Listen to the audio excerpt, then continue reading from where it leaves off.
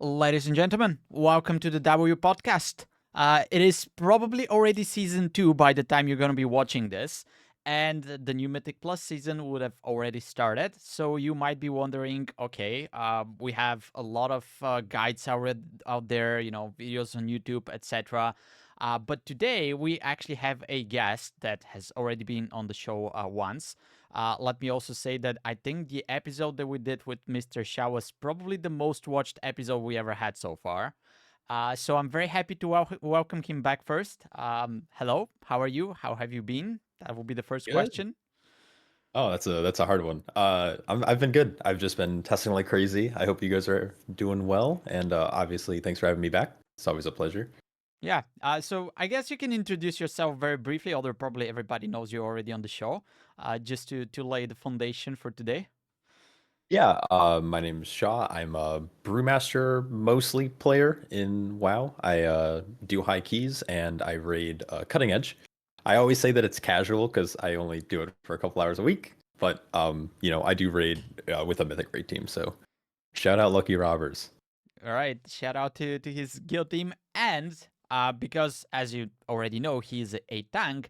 The plan for today is to go through all the dungeons that are gonna be in the pool for season 2, and we're gonna go pool by pool, boss by boss, mechanic by mechanic, and we're gonna talk about them because it's one thing to watch the guides and all the material that's out there on the YouTube, which are going to tell you, hey, this thing does AoE, but what we're going to be talking about is, does that AoE hurt, or are there any ways to avoid it, or some kind of cheese that you can do in the dungeons to make it easier. So that is the plan for today. But before we start, let me first ask you, since you said you did a lot of testing on the PTR, how was the PTR experience in general for you? Was it enjoyable, and how difficult was it from Tank's perspective? Yes. Well, the VTR is always a roller coaster of emotions because you have classes and tier sets that are bugged, broken, so they're either working way too well or not at all. So early testing is always difficult because some classes, like for example, like BM hunters, their tier set actually just this week got nerfed into the ground. They were doing outrageous damage, so they were making a lot of pulls kind of trivial because they were just deleting everything in 6 seconds. And then on the other hand, you had things like Elemental Shaman, who their Ascendance cooldown just wasn't working. Like you'd press it and nothing would happen, which also Mm. makes it difficult to test. So the PTR testing is always, yeah, a roller coaster of emotions. But generally speaking, I think it's been very good. And one thing that I will like give props to Blizzard for is they've been very like responsive in their feedback. This is one of the first times where it feels like anyone who was like seriously testing Mythic Plus was able to give feedback through whether it was like through YouTube's or like forum posts or whatever. And Blizzard actually responded, and we've seen a ton of changes, ton of nerfs, ton of like really positive, I guess, changes that Blizzard's been making to these dungeons. So I'm hoping that season 2 actually ends up being pretty good. I still have some concerns about healing and tanking, but for the most part, I think the general player base will enjoy this season more than they did in season 1. Right. I really hope that you're right. Go ahead, Jay. I had a question on that because you said something that is kind of been itching the back of my mind, and I'm like, I wonder if, but you were on PTR, you did a lot of testing. Were you providing feedback on the forums, or were you just kind of vocalizing on Twitch, or were you using the in-game feedback tool? Because I something I'm hearing from a lot of the folks that I watch, including yourself, is like, wow, they're listening. Like somebody's listening somewhere because the things we're complaining about are getting fixed. And I'm wondering where they're getting that information. If it's actually just like, okay, team, go on YouTube, let us take notes and let us know. Go on these YouTube stream, go on Kick, go on, on Twitch. Like, where do you think they're getting the info? Most of it, I would imagine, comes from in-game feedback. I know that they have forum posts. I don't post on the forums because I'm kind of lazy by nature. So for me to like go out of the game to a forum to post, but what I do is I give feedback in the game. So when a boss Okay. dies on PTR, if you haven't tested before, and for anyone who's listening who hasn't been on PTR at all, when you kill a boss, a window pops up, which doesn't happen in game because it's not a test realm, and it'll say there's a check mark for bug or feedback, and you can kind of type out any thoughts, whether you feel like the damage is too high or something is bugged or not working or doing too much damage. And you could provide feedback through the in-game like clients, which is generally how I do it. I also make YouTube videos talking about it as well. There are plenty of people who type up on the forums, but I'm sure Blizzard, wish I knew the answer to this. I don't know where they get all of their information from, but I'd imagine that they're watching streams, they're watching YouTube, but they're mostly probably getting the feedback from in-game and the forums. Would be my guess. Is like I'd say like 70% of it. So being that big streamer and big YouTuber, you don't have like the secret connection and you're talking with Blizzard employees behind No, our back? I'm a peasant. I'm a peasant. I'm just some guy. I'm a little small guy. I don't stream like I wouldn't say my stream's big, you know, like I would say my average stream is like 40 viewers, which I know is pretty good, but you know, when you watch someone like Dorky or Growl or Max and you see that they have thousands and you're just like, oh, okay. Yeah, I'm just a little guy. that shouldn't make you feel bad, you know. The quality is what matters. I'll just add to this that window that you mentioned. It does pop up, but I think it has like a limit of I don't know how many characters, but it's not a lot. Because usually if something goes wrong, like I want to write this paragraph and explain everything and say what I think, and I just start a few sentences and I'm out of characters. It gets cut off. Yeah, You're like blaming your DPS for standing in swirls. You're like the swirls need to be more visible exactly, because yeah. X, Y, and Z. This guy is an idiot. Yeah, never mind. But Yeah, so this guy. I actually went to the forums and I paused there. And what was a little bit scary for me this season, I shared this before, but it seems like the forums didn't have that much feedback as they would usually do in the previous iterations. Maybe it was because on the forums, this specific testing cycle, every week they will make a separate post for the Mythic Plus. So basically, you would have 7 days to post there, and then people would move to the next one. But even from that perspective, it didn't seem like a lot of people were posting there. I asked you about the difficulty previously because I tested entirely as a healer, and especially in the beginning, everything was extremely difficult, learning the mechanics and then dealing with all the insane damage that happened. So I was very scared into the beginning of that cycle. It eased up a little bit towards the end, and I completely join with you saying I hope that this is a great season and everything turns out to be great. But I'm also a little bit concerned how healers are going to take it. In season 1, we had this problem where you would go into the LFG2 and you would wait for tanks forever because tanks didn't want to play. Maybe that's gonna be fixed in season 2 with everything that happened, but I'm a little bit scared now that it can backfire, and now the healers are gonna be premium and they're gonna be missing from the LFG. Do you think that's possible? Yeah. I think healers this season, if I was to guess, though I'm often wrong in my predictions, I don't think healers are going to enjoy this next season as much. And not that the healing... Okay, so I'm not a healer, so big disclaimer here. But I think the healing will be fun up to a certain point because what Blizzard has done is they've added a little bit more spot healing, but it's less like you're getting one shot by some random ability because you missed a kick. So healers, it looks like from what I can tell from reviewing my own footage and reviewing logs, is that healers are generally having to do more healing, which means that they're spending less time doing damage. But you can still sneak in optimizations here and there for those players who are min-maxing. But it gets to a point where the damage events are just so lethal. Floodgate's a great example of this. Yeah. Fights like Big Mama, fights like Swamp Face, Giesel, Gigazap, all 3 of the 4 bosses in there are just so lethal, and you're really praying that your healer can have the throughput. Because even if you're playing well defensively, as a DPS or even as a tank, if your healer doesn't have the throughput, or they mess up a global, you're probably going to wipe to Awaken the Swamp, or you're going to wipe to the Kilo Barrier, or the Jumpstart cast from Big Mama. You're just going to fall over. And even some of the better healers that I've played with on PTR have been struggling. So I'm hoping that they get the scaling right. And, Blizzard has been making a lot of appropriate changes. So I'm hoping that once the majority of the player base has their hands on the actual live game in the season, that they make quick, swift changes to some of these bosses. Yeah, this is what Jay has been saying. I hope that they keep changing frequently. So small, frequent changes, please. They don't have to be huge, just small but frequent. I will say that this week they just, and this is once 11.1 already came out, they made even more changes to Floodgate. So Floodgate, I'm speaking from before the most recent round of nerfs, and I think they hit a lot of the things I was scared for, which were some of the mobs in the back half of the dungeon, the Blood Warpers they've reduced the damage on, and actually they removed one of them from one of the pulls, which is godsend. So I don't think Floodgate's going to be as bad. I'm not trying to freak anyone out, but Floodgate was a very difficult dungeon for healers. Yeah. And what you said earlier, even if people were using their defenses, like there was so much damage that even like if you're just a DPS class and you're something happens, there's a mechanic, you pop a defensive, something else happens, you pop another defense, you run out. You simply run out, and then you're just Yeah. counting on your healer, and your healer is just struggling there. So yeah, I think it was very bad into the beginning. Playing a little bit later into, I didn't play all the dungeons late into the PTR, but all the changes they made actually started feel a little bit better.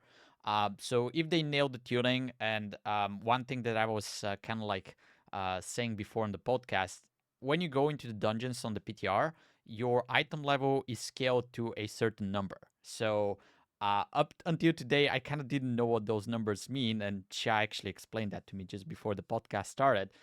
So basically, if I understand this correctly, when you go into, let's say, a plus 10 on the PTR, you're actually several item levels, and by several, I mean like probably 10 to 15 item levels lower than what you would be on live servers eventually, right? So maybe that's also part of the reason why everything felt a little bit harder than it should be, and that kind of like make people think that it's going to be a very, very hard season. Yeah, I think the scaling on eye level definitely was a contributing factor. I don't know if you want to pull up that graph of like I the can do dungeon that. scaling, but I think it'll be kind of important to talk about how it worked on PTR. Because on PTR, if you went into a +2, you were 629, which meant that you were actually lower than what max players are on live servers.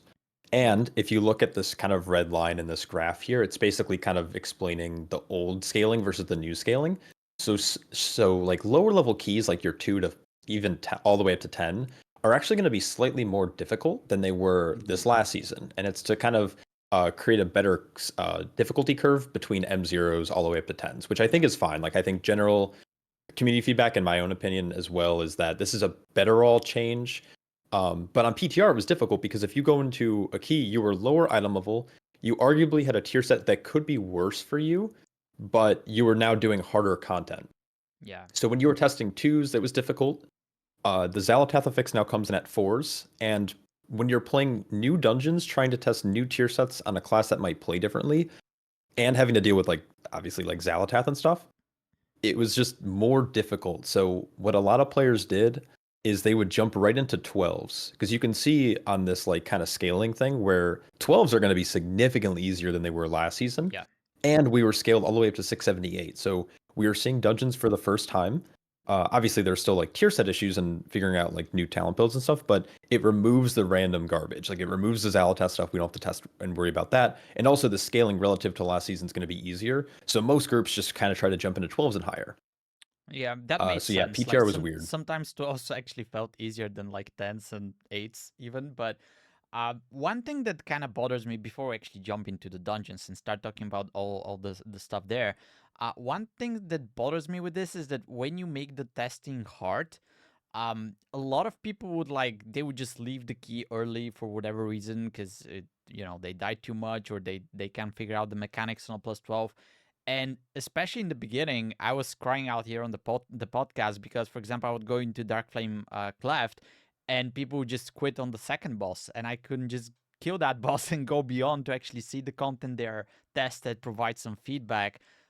So in my mind, it would have been much better if they actually allowed you to play the content on the PTR being even like overgeared, so it actually feels easy, because they'll get the data from the start of the dungeon until the end. People can say, okay, I like those mechanics, I don't like those mechanics, they feel hard, they feel easy, and then they can adjust the scaling based on that.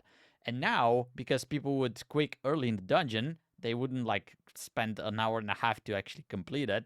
What happened in some of my dungeons, then you actually get less data for the back end of the dungeons, which also like scares me a little bit if that scaling is going to be good when it goes live, because they'll just have less data for like half of the dungeon.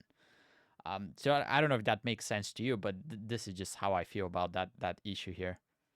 It makes sense. I had multiple runs on PTR where you have people who would leave the dungeon early and they would treat it kind of like live. And the thing about PTR though is because you can create your own key at whatever level, Yeah. people just kind of like they do whatever they need to do, whatever they feel like doing. As soon as they wipe, they're out. And I had this experience several times, but I also had really good experiences where not only did we complete a run, but we'd be like, oh, we can do that better, so let's go back and try it again. Or we'd be like, oh, that was fun. Let's go do what key do we want to do next? Let's go test Motherlode. Let's go test Darkflame Cleft. Let's go do Cinderbrew Meadery. So I guess it kind of like depend on the type of person you'd run into. I definitely had some people who were extremely rude, who were like, you should be pulling bigger. I don't know why you're like pulling like this. As a tank, I hate that stuff on PTR because as someone who likes to study the dungeons, I like to sometimes pull really slow so I can understand exactly what the mobs are doing to get a grasp on what makes sense to pull with this. And you have people who are just like, oh, I'm done testing now. Like I saw the first boss and that's all I really cared to do and see how much damage I can do, so I'm just gonna leave. And I had that happen in a Floodgate the other night. I was trying to test the new changes on PTR, and the rogue in the group he just left. We didn't wipe. We had no deaths. We were pretty clean through it. We were fine on time. And he just hearthed out and left. I was like, okay, I guess we're not finishing this run. So I don't really know if there's a better solution, if they should make it easier or not on PTR. I don't think they should. I don't know, maybe if they should have more of a sandbox mode where you can queue into specific boss fights and that's it, or like what. But I wouldn't say my experience on PTR was like bad. It was just you had highs and lows for sure. Yeah. It entirely depended on the group, because some people would stay, like, even if we wipe, they'll be like, let's go and learn the mechanic. Let's see how we can actually tackle this. And that was great, you know, because this is why I went there, to learn and to figure things out. But then other people would just leave, as you said, and they would just ruin the whole experience. And I don't have a good solution about it too, because I thought maybe you can just like pull the boss and then you can say, oh, let me skip it and go to the next one. But then people would just abuse that and probably just skip half the dungeon, go test only the last boss or something like that. So it's a complicated matter. Maybe if it was at least a little bit easier, but yeah, it is what it is. Let's hope they nail the scaling, and if they do that, I'm actually positive about going into the season. Heck yeah. Yeah. Okay, so let's do what we came here to do. We're gonna go through each of the dungeons, and then we're gonna talk about each pool and each boss, and share our thoughts. Let me just say that Shah has some great materials on his Discord. He also released a video with the best tips for going into the season, which is great content. You guys can check the links below and find out more information on how to access this content, or follow Shah for more information. I also have guides released on my YouTube channel for each of the dungeons, but we're just going to go into more in-depth here, talking about everything. And we're going to start, the first dungeon that I just pulled up is going to be Mechagon Workshop, which is coming back for a third time now, but there are new changes and revamps to some of the bosses and the mechanics. So I think it's still going to be interesting.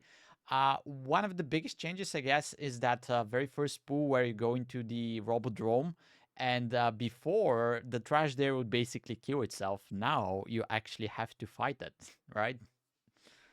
You do, and I actually think this is a great change. I think it's really boring to start like you used to have to start this dungeon back in the day, and like your tank would have to expend all his defensives to kill all the trash by himself. Yeah. And your DPS would just AFK for like the first 35 you would stay seconds. in the beginning, right? you would stay back up so the spider, like the little the fly, I forgot the name of them, if I'm being honest, but the rocket tonks would fire a barrage, but if there's no other target in range, it would just target the tank. The tank would do a little dance and it would just delete the pack. It was gimmicky. It was cool. I'm still proud of the footage that I have of myself doing it, but I'm so glad they removed it. The start of the dungeon feels really good because it's roughly, give or take, a minute and a half, 2 minutes to get to the first boss in like a higher level of key. And so yeah, cooldowns line up a little bit better for most DPS specs going into first boss as well, and you get to do some big fun pulls at the start. Yeah. So there are casters there, though, so you should be careful. I don't think you can pull the whole place at once. You probably have to. You'd have to be, you have to be very careful. So there's bomb tonks, and there's the first pull you're going to do in this is going to be like this little 3-pack here. There's one bomb tonk. They have a cast called Detonate. Yeah. You have to kick it. If you don't kick it, you won't wipe AOE. in a. Yeah, it's big AOE damage. If more than one goes off, you're probably going to wipe unless you're like a +2. But it's dangerous. So make sure you're not pulling more than 2 to 3 of them at a time. So this route you have pulled up, no flame, but if you pull it into the left, you have 4 kicks to keep track of, which I know most DPS, when they're in their big cooldowns, don't want to really have to think about anything. Yeah. So I recommend pulling this first pack of 3 into the right pack, because there are no detonate casts in there. So your tank can watch the single detonate cast, and then you're chilling. Yeah. Mm-hmm. And that's what I would do personally. Yeah. Whatever. Just a disclaimer. This is just a random route, so this is not what we're recommending. Just don't believe what you see on the screen. So yeah, this is a really fun room though. There's not only the detonate cast you have to kick, but the little like I'm blanking on the name, but there's because they're all tonks. Yeah. So the rocket tonks do swirl still, so you still have to dodge them. They just don't do damage anymore to enemies. Yeah. And then you have the striders that they like fly at range players. So range ideally want to try to stand in melee to maximize your cleave. And then while doing this whole room, there are saw blades spinning around, so you have to watch out or you'll get knocked back. So just a tip. Yeah. Keep an eye out on the saw blades. They always spawn on the south end of the Robodrome too. I'll just say this right now, and I'll keep repeating it throughout everything. But one of the reasons that healing doesn't feel that well this season, specifically for casters, is that there's so many mechanics that make you move all the freaking time. And this is just like one small example. So there are swirlies that you need to dodge. There's also the soul blades that you need to dodge, and this is like recurring pattern for basically everything that we're going to see in all the dungeons. So yeah, just keep that in mind. All right, so let's jump into the first boss then. They actually changed Wait, that. I want to go back. Sorry. Go ahead. Sorry, Wolvie. I didn't mean to cut you off. But so if you're pulling the first 3 with the other 6, are you then just pulling the next group of 6 right there, then pulling the other group of 6, or because there's There are There's a of lot bomb- of detonate bomb casts in tongues, here. yeah. So I recommend once you expend all your cooldowns in the first pull, which is roughly 9 targets, and when I say roughly it is because that's how math Yeah. works, I guess. You can do 1 pack at a time, and you can chain as a tank player. So once like at least once the bomb tonk dies, then Mhm. you can chain it to the next pull. Again, Okay. in a coordinated groups, if you have coordinated kicks and auto markers, you can pull more, you can pull bigger, but I don't recommend pulling more than 2 or 3 bomb tonks at a single time, just because then you're putting a lot of pressure on your healer for missed kicks, or everyone has to make sure they're kicking the right thing. Yeah, and Yeah. the most scary part is going to be here at the bottom right, where you have actually 3 interrupt targets. So just keep that in mind. Yeah. Yep. Okay. Cool. All right. So the first boss is actually changed. So before you could like smack one of them and then kill the other. Now they enrage, so you actually have to kill them at the same time. And they have a little bit of a change mechanics, right? So they're gonna be spawning bombs around the ground that you need to keep avoiding. So you kind of have to move the bosses around the arena so you have more space. The tank one, which I think is this one, yeah, is just going to charge at a player, knock them up and back. So you have to be careful not to fall on top of a bump. And he also has a charge, which, and Shaq can help me here, but is it always on melee?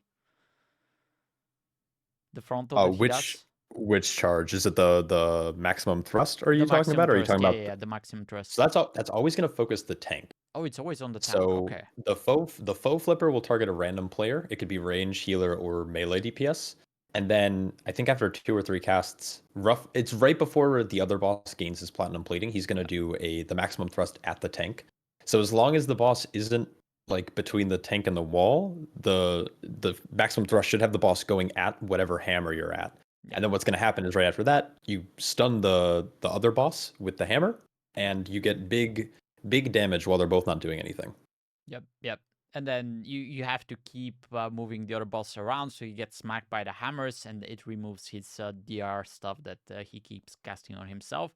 And for healers, this boss is also going to just start jumping like crazy, doing a lot of AoE damage, so be prepared to heal.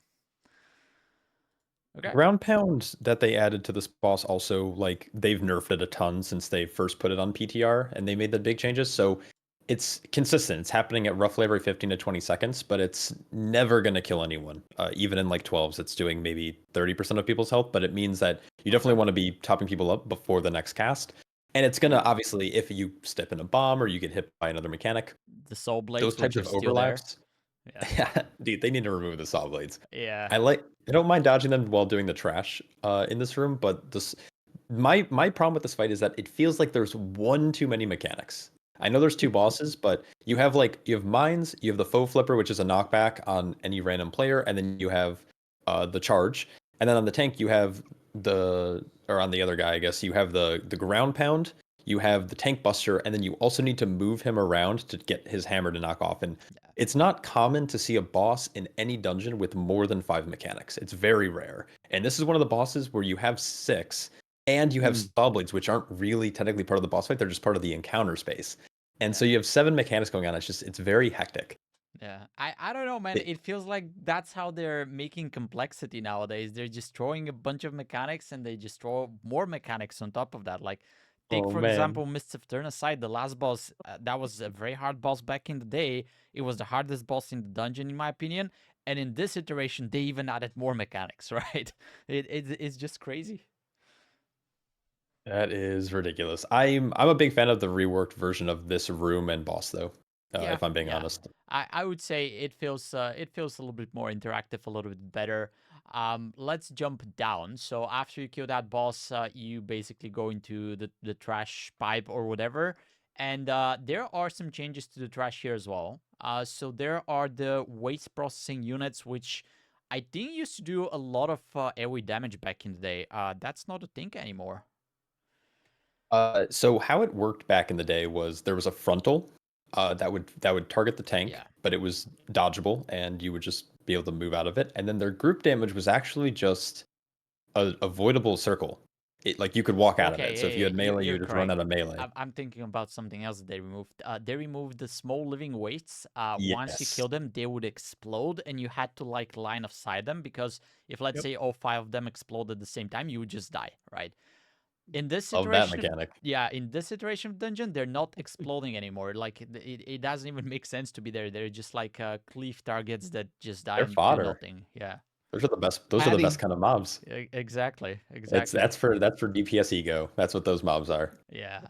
And then And the but big guys will put like a heal absorb shield on their targets, which you just need to heal through because it also does taking damage. But I feel like they made this whole area a little bit easier because those mobs were a lot more annoying from what I remember in the previous iterations of the dungeon. Yeah. they were annoying because if you didn't line of sight, you were gonna wipe. Yeah. And Yeah. so it was really difficult to pull this room aggressively. Now, of course, if you were in a pre-made group or everyone knew what was going on, you would just pull the entire hallway, and it wouldn't matter because everything was avoidable. Yeah. One thing I will say though is that these corrosive gunks, these the bigger slimes, they do a cast called corrosive gunk, which is that healing absorb you just mentioned. Yeah. That is line of sightable. Oh, So okay. Mm. you can pull. Generally, you would not want to pull the new drills. The new drills now do a tank buster in the form of a bleed, Yep. and then they do group damage that isn't avoidable where it used to be. So you obviously, the idea is like, oh, if you have a healing absorb and you're taking a ton of group damage, you're gonna die, or your healer has to like actually pump. But if you just line of sight the absorb, you can still pull this entire hallway as long as everyone's paying attention to when to line of sight. Yeah. Probably Um, not recommended in a pug, but it's definitely Nope. doable. Nope, definitely not. Yeah. Disclaimer: do not do this in a pug, or until you know that everyone in your group is like comfortable line of sighting. Yeah. Or if your healer and DPS have cooldowns, you only need to line of sight one. Or if you just have like a good healer who has, I don't know what healer to use an example for, but if you have a CD, you're not going to use it on the next couple pulls until you get to Cujo, the second Yeah. boss. So if you have a healing CD, just send it to get through the absorbs as well as the damage, and it's not a big deal. So you don't necessarily have to line of sight. Just know that overlap in conjunction with each other can be lethal. Yeah. So this is a place where you can take it slow or take it fast, depending on your Yeah, group. I guess the TLDR here is if you take it slow, it's not that hard, and you have the option to go bananas. But then you have to know what you're doing because you either need to cheese with line of sight or you need to be prepared to use cooldowns because things can go south very quickly. What is that cluster of mobs between 5 and 6? Are you just avoiding them? Or you? I don't know what this route's doing. Like you can't Like, skip them invis without potting that? invis. Yeah, Yeah. I it's don't. just another pack here. Like I think this is marked as a pool here, but it doesn't have like I don't know what this line is also It's- doing here. It's a bit it's- weird. I don't think it's marked. I think I'm assuming it's an invis skip, which is a fine strategy. Yeah. Okay. The problem with this dungeon that Blizzard did is if you truly hold W and you pull everything in the dungeon and you don't do any invis skips, you can get around that drill that you see. There's the patrol line there. Yep. Once he's up against either side, you can walk by him without invis. But if you hold W for the rest of the dungeon and do no skips, you get 107% count, which Okay. is a lot. Yeah. It's ridiculous. So I'm assuming that this is an invis skip to skip this pull. Except this is, I don't think the pull you would want to actually invis skip. Yeah. This is not so that scary. There's it's scarier not. It's pulls. not because the thing is, the healing absorb by itself does nothing. It doesn't do damage while Yeah. it's active. It's Yeah. just a healing absorb. So if you pull that pack, it's not doing anything unless you have a drill in there. So this is a weird dungeon. I hope they change the count percentage a little bit in here, but I guess it's an invis skip, but that's not going to be common. You're just going to hold W through here. This is not a complicated dungeon. Yeah, yeah. Okay, let's talk about the little dogs before Kuju, which is the second boss, because they're Oh, I'm so sorry, basically healers. they're basically new. Yeah, that's the funny Uh, part. So what they do now, and they actually changed them because in the beginning of the PTR testing iteration, they would have this cast which you cannot interrupt, but you can like stun them, knock them up, etc. And once it ends, they put this debuff on a player, which is just a dot, and you can dispel it. However, it stacks, and as you can see, there are 7 of them. So they also made it now that it's not a cast, it's just instant. So you pull them and they Dispel just me! yeah. Dispel me! And as I said, this thing stacks. Obviously, you have 1 dispel, and there's 7 of them, and you have 5 players. So things can go very crazy here. You know, it depends because like you can have a monk and they can like diffuse magic. You know, if you're lucky enough and they get like 3 diffuse magic, they're done. You have extra dispel now. But it could be the case that like all 5 players get 1, and then some of them get double stacks, and this thing's chunks on especially on hierarchies. So yeah, I guess it could be a little bit safer to pull here smaller, not all of them at the same time. But even pulling 3, it could be like you get 3 different debuffs on 3 different people, or one person gets 2, the other gets 1. Like it could be crazy here. Just saying that. Yeah, this is not necessarily the most enjoyable room. You're limited on how big you can pull. You can't you can't pull all 7 together unless you have like very well coordinated CDs, or like if you're playing with a priest who has mass dispel. Yeah. Warlocks in here, I don't know how popular they're going to be. Well, this is a great warlock dungeon, by the way, but like, Yep. you could imp dispel to help out. I don't Mhm. think that the stacks. You want to dispel actively, like as a healer. The internal cooldown is 12 or 15 seconds on these, so you can dispel pretty much one every time. Prioritize players who don't have defensive cooldowns up, or players who are at more than 1 stack, but you do want to dispel actively. Yeah. Yeah. It's not wise to pull into boss because the boss dispel is very important, and if you can't dispel your tank, they will die or you will die. So I don't recommend chaining into boss here. This is just a room that is probably the worst room in the dungeon. Not because it's Just take hard it slow. Take it slow and necessarily. take it carefully. Yeah. It's just dangerous, and it's dangerous for no reason outside of the fact that Blizzard hates people pulling big and they like healers being miserable. I don't know. All right, let's talk about the first boss then. And I was gonna ask you, is it possible for the tank to survive with the debuff? But I guess the answer is no. In a high enough key, so what happens here is it's probably an easier version of Edna from Stonevault. So people who played in season 1, the first boss of Stonevault had a dispel. You had to dispel your tank, but you wanted to do it at the right time, because if you did it at the wrong time, you would kill your tank, which would end up hurting your group. This dispel doesn't give your tank a DR or anything, so it doesn't work with other mechanics. But what it does do is it does a really nasty dot, and it's like it's a hurts. 3-minute. It's 3 minutes long. You have to dispel it. But when you dispel it, it does a burst of group damage, like a massive amount. So the idea is you need your entire group to be extremely healthy, and you need to dispel the tank almost immediately. It's going to happen fairly consistently throughout the fight. It happens right when the airdrop, basically like right before the venting flames cast. So the box drops, and then you get ready to LOS, and then the debuff goes out, you dispel, and you're good. And then it's right after you're done with those venting flames, it gets reapplied to the tank, so you need to dispel again. Yeah, so And the idea for the healer, 2 dispels in each iteration in between venting flames. each cycle. Yep.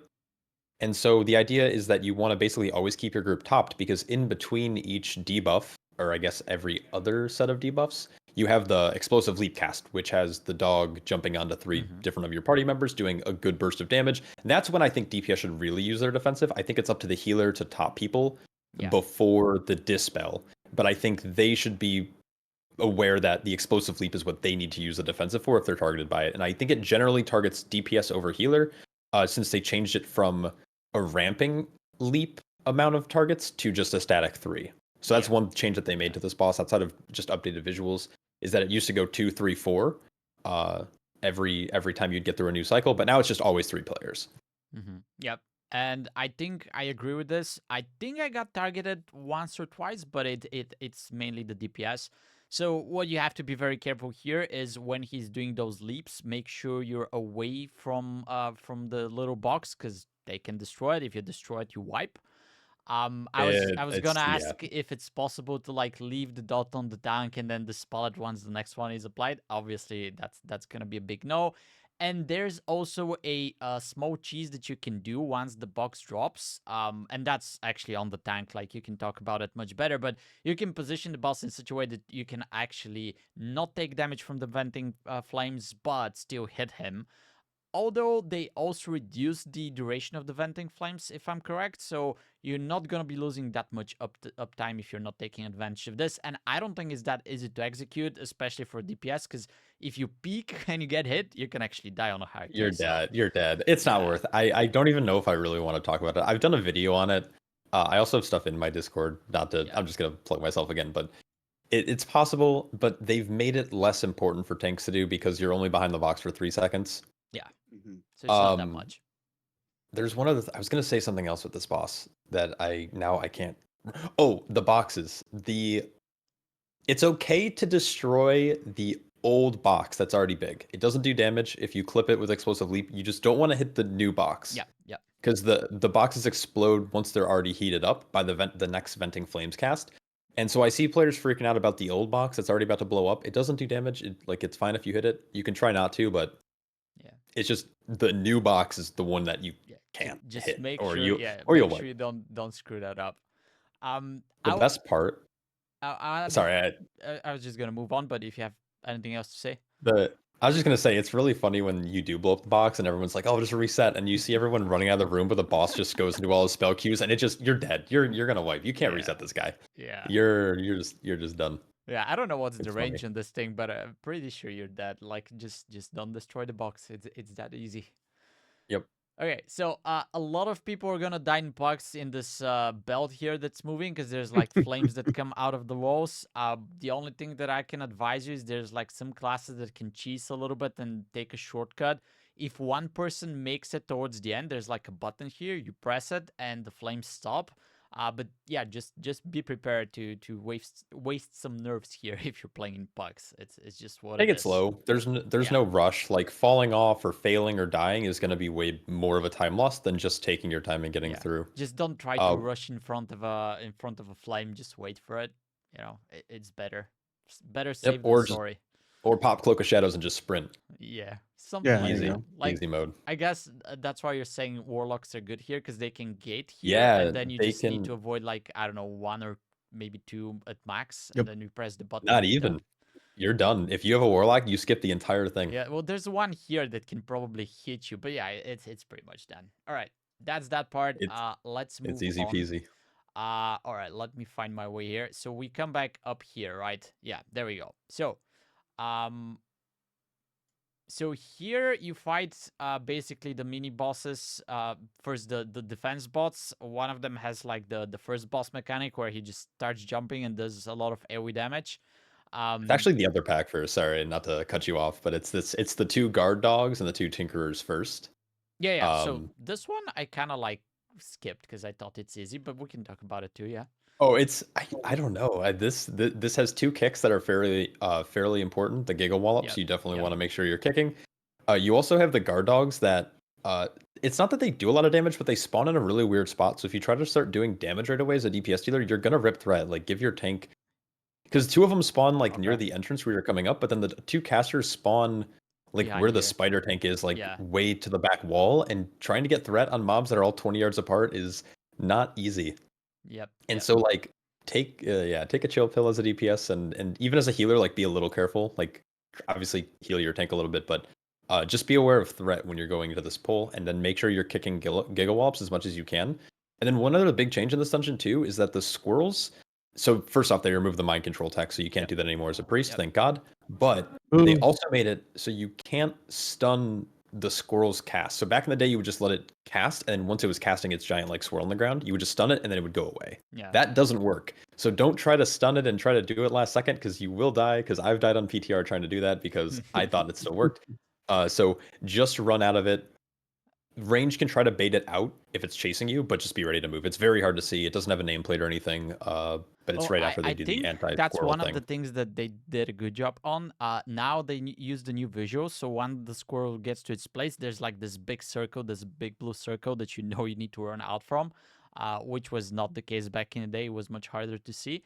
So Those hard edges, love it. yeah. So So at good. least that's easy to figure out nowadays. Although you cannot do anything about it, but just run out. And I guess this is one of the pools that I don't pay too much attention as a healer because I'm a shaman. I can kick one of those all the time, and I wouldn't consider the threat being an issue here. But obviously it is from a different I perspective. I had a hunter, I think, like 2 weeks ago, flame me for he died because he pulled threat. He just started blasting all his CDs, Yeah, and obviously BM hunters don't play trick or their misdirection misdirect. Yeah, because all their damage is from their pets. So he died, and he was like, "What the heck? You can't keep threat." I'm like, "Yeah, I don't know what to tell you, man. Like that's on you, buddy. yeah. My You fault. could have feigned Whatever. death." Just don't talk Yeah, to I'm those like, sure. people. Right. Yeah. Yeah, that's fine. Okay. So yeah, then the next pull is pretty scary. This is such a hard gauntlet, actually. Yeah, it's like they keep spawning basically, so you don't have like much time to rest or drink or anything like that. And then these defensive bots, they're quite annoying because they're gonna keep doing this. What is it called? Arcing Zap. So that's basically another kind of a dispellable debuff that you need to get off from people. And as you can see, there's three of them. So you're going to have basically three debuffs going in and out at all times. And then the big guy, the number 3 guy, starts doing this short out, which is another type of AoE. He's just start jumping, doing a lot of AoE. And then if you still have people with the debuff, that's actually very hard to manage for the healer. You're basically counting on them to use defensive or some kind of a dispel just to help you out. But be prepared because this is not gonna be an easy pull for sure, especially on the hierarchies. There's two mindsets to have here. You can either try to burn down the smaller defense spots because they have a smaller health pool, like quicker, so you can remove the dispels. Because the short out by itself isn't dangerous; it's the overlap, like Wolvy just said. Yeah, Uh, or the idea is you could just try to burn the defense 3 and then remove that threat. It really depends on CDs. There isn't really any kicks you can do here. It's basically debuffs. Unfortunately, Blizzard also hates fun, so they remove Spell Reflect and Diffuse Magic Tech from this pull. So those type of Wow. like DPS and classes can't actually speed this pull up at all, which is kind of frustrating about this dungeon. I love this. This is one of my favorite dungeons this season, this upcoming season, but like them removing those kind of mechanics is brutal. And also, this is the only defense spot that's the Mark III that you don't have a defender for, and the defenders give you a massive DR later on in the dungeon. So this is probably the hardest defense spot pull. So yeah, definitely yeah. respect it. And the spider tank is a nice cooldown recovery because the next guy is pretty chill. I mean, he is pretty chill. What they changed on him is not that he's shooting rockets around, that they're just doing random damage to people. Or I don't even think it's random damage. I think they do damage to everyone. So it's kind of like a pulsing damage. It's not that much, you know. It's not like, for example, it's not as much as the defensive bot is going to do when they start to do the short out. But it's still something to think about. It's constant, so you have to keep healing. And then once he goes into that capacitor discharge phase, where he's just standing in the middle, and you have to move into the quadrant where it's actually safe, you have to heal through that damage while you're on the move. But yeah, other than that, he has a frontal, which I don't know if they changed that, but when I was on the PTR, it was kind of hard to see where he's aiming Oh, it's that. so good now. It's Oh, it's it's such a good. vibe. They Okay, changed it. They updated it. So it's a nice crisp straight line that goes right at the player. good, Like good, good. it's very well telegraphed. They have changed it. And then obviously the actual like the pizza slice dodging thing that you have to do is also very clear. Just in case you don't know, you'll see like really like a 90-degree hard edge of two like little lightning rods coming out of Yep. the boss. You want to stand in between them. It's fairly obvious, but I've still seen some players die to it just because it actually looks so different than what it used to. So it could be a little jarring the first time you actually see it. Yeah. Also, notably, this guy cannot be moved anymore. A lot of tanks used to just pull him. You can technically still outrange the pizza slice stuff, but I don't think it's worth anymore because it's like really awkward to do so because there's not really a good spot in this room without like being on the little ramp coming up into the fight Here. Yeah. there. And then on top of that, like if you're a smaller race, you can't actually see the guy unless you're like playing like a troll or something. So it's really weird. I don't recommend trying to outrange it, but there are ways you can still Yeah. technically cheese it. That's harsh. As a caster, I'll just give you the following advice: play it as melee, like stay on top of the boss as close as you can, because once he starts doing the pizza slice things, you just want to take the shortest path and run through him to the new direction. If you're somewhere back here, you have to do a lot of running. So just stay close at all times and dodge the frontal, dodge the pizza slices, and this is going to be relatively easy. Very chill. Okay. Then we have this area here. So you basically, this line here is not correct. You go here to the right, and then you have to go through the vents and the steams, Oh man. dodging the alarm bots. And here, I guess it's the same advice as before. Take it as slow as you can, because if you get hit, you get teleported back here, and it's gonna take you forever to come back. Oh man, it's so funny when people get hit. I just you now this is the first time we've had the ping system. So someone's gonna get hit, and your entire party. If you get hit, Starts your pinging. party's gonna ping you, and you're gonna feel so bad. This is my favorite thing about this dungeon. I'm gonna be pinging people, and I expect people to ping me when I mess this up. Take it slow. The my tip is hug the far right. There's less bots you have to worry about dodging. You can kind of sneak through the wall. If you really want me to, I can find a clip. But I we mean, don't really have you're to. gonna learn it, right? Just take it slow. You say you're gonna have fun, but I actually don't like things like that being implemented in M+, because there's nothing good that can come out of this. I actually had a run on the PTR where we got to this point, and it was going well, right? Uh, I made it. I think one of the DPS made it. The other 3 people kept getting hit by the alarm bots until 2 of them actually quit the dungeon at this point, right? Ooh. Sounds like a skill issue at that Yeah, point. I I mean, don't I don't Oh know. yeah. it is a skill issue. Like, I get hit sometimes too, I'll admit it, but hell, man, like, why is this in Mythic Plus? It's Like, so fun. it's I fun to love do it. it a few times, but we're gonna be doing this dungeon like what, 50, 100 times during this season, and then you have to do it every time. It's a bit too much for me, but it is what it is. Yeah, I We'll have guess to I'm a deal little with it. different. I'm mentally insane. So Yeah. I'm the guy who goes in here on my weekends into a normal dungeon. I get to this point, I clear all the trash by myself up to this point, and I actually practice this over and over again because I'm Oh, Awesome. mentally insane. all right. So like yeah, I've min-maxed this stuff. That's why I enjoy it so much, but And I then know not every I player imagine you enjoys it. just sitting there on Sunday and like, oh, I'm gonna ping people now. Let's go. Oh yeah, Sounds I like have it bound. I have it bound to like 8 different things. that's It's so good. Yeah. funny. Sounds like T Chubbs. Remember when he was talking about he was spending 2 hours in court just doing the thing? I'm like, dude, you Yeah. guys are insane for that. That's crazy. So another kind of cool thing though is warlocks. If you have one in your group, which is also good because first boss 2 target cleave, you have warlock gate skip on the conveyor belt. At this point, if 2 of your players are truly stuck and they're messing up like I mean, crazy and they're Which getting too many happens. pings, you can summon people. So you Yeah. can, as long as your warlock and 2 other players make it through, it's pretty good. There's also some interesting like monks can use linked spirits transcendence. If you're getting stuck as a monk, you can transcend to someone in your party. That's like fairly easy to do too. So there's like a couple of tech. I don't know. There's some other classes that can do something similar, but you can. There's like little cheeses you can do to Yeah. get through it. I mean, this is not the scariest part. You learn what you need to do and what not to do, but it's just something we'll have to deal with. If anything, this is the thing that's going to kill you though. This is going to kill your run in the dungeon. It's not going to be any Yeah. of the trash. It's going to be Yeah. getting hit by alarm bots. Yeah. Oh man, I Exactly. love this. Okay. So I guess the new mob that's getting introduced here is the defender. He pops that big yellow dome, pull all the mobs out, and then you go in because you take reduced damage inside.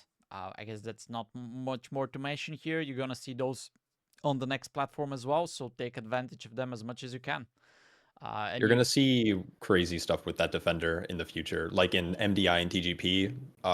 You can still MC it and you can still keep it alive, and you can constantly get Mm, 90% or 75% DRs from this mob. that's And crazy. yeah, so you're gonna see like the most obviously I don't recommend doing this, but you're gonna see the crazy TGP MDI groups doing this most likely. okay, so we know So what the killer is going to be for MDI from now.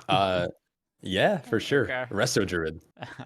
I don't know, man. They don't have mind control. Resto Druid Shadow Priest. Yeah, Shadow Priest. Shadow You can't Priest. discount the Yeah. Shadow Priest.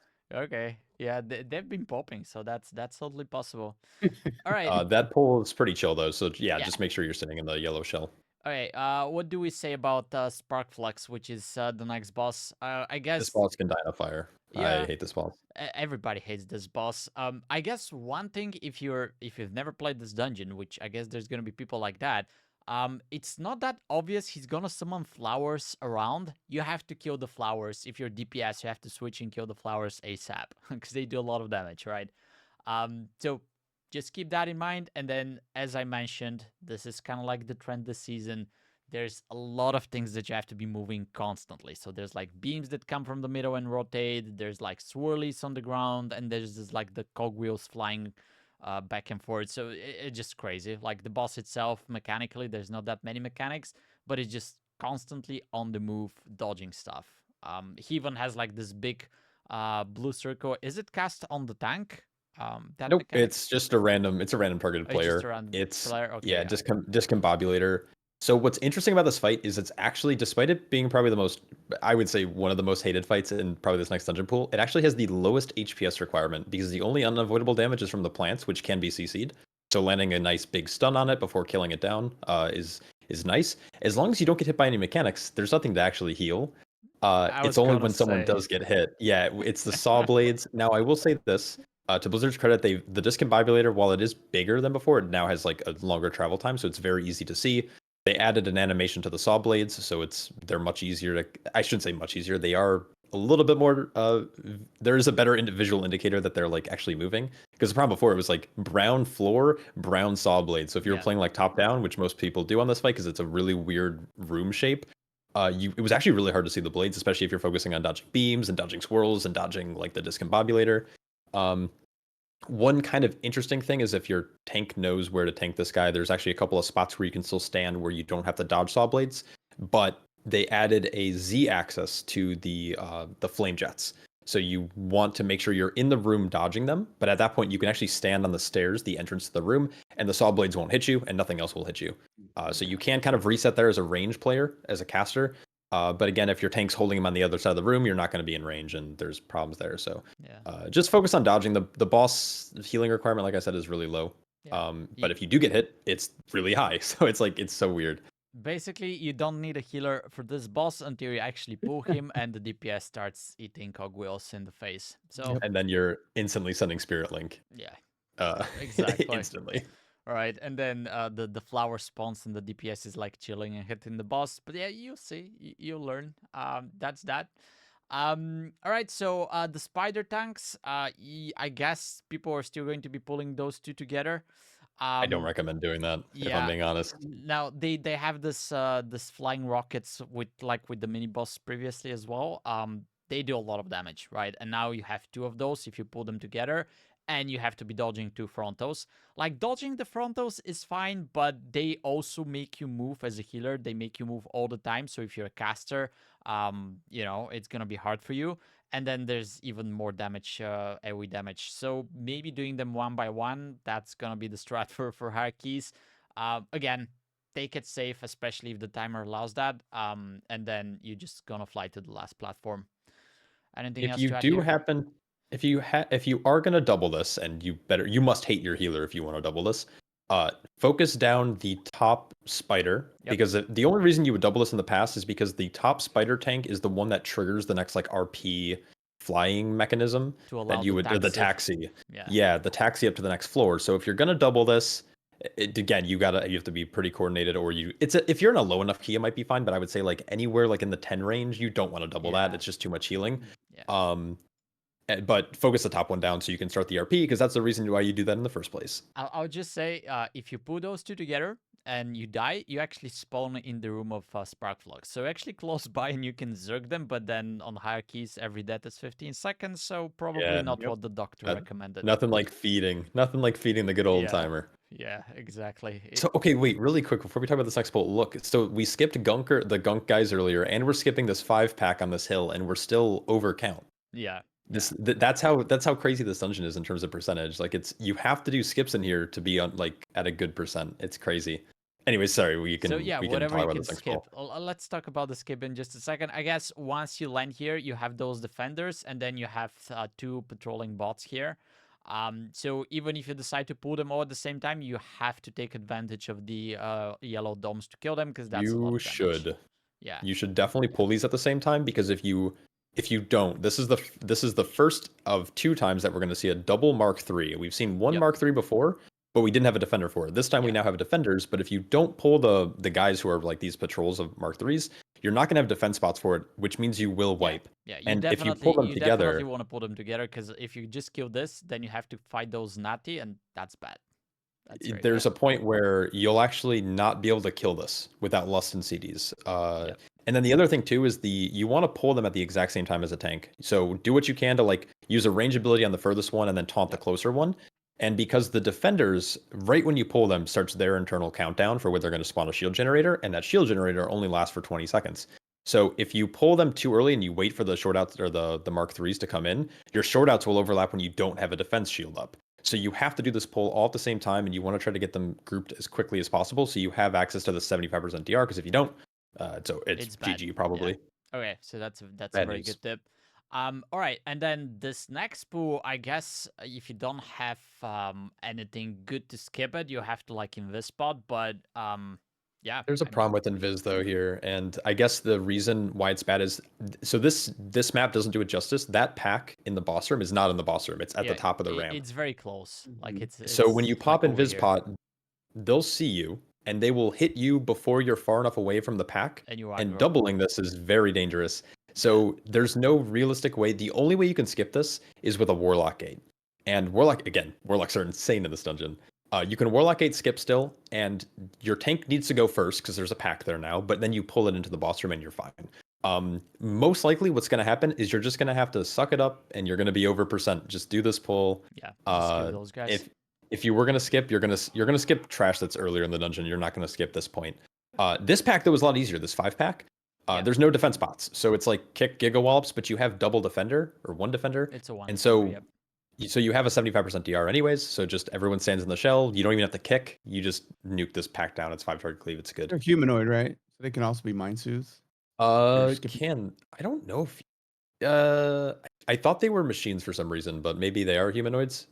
If you are skipping, you don't have enough room to mind soothe skip, and if you're taking a Warlock Gate, you also don't need mind soothe because the gate's far enough away where you won't be close enough to aggro them. So I you don't need a priest. assume, like in the future, we'll probably figure out how to skip stuff early so that you're just playing it safe here. Pull this and then pull this with the defender. Yeah. Skip earlier packs. Yeah.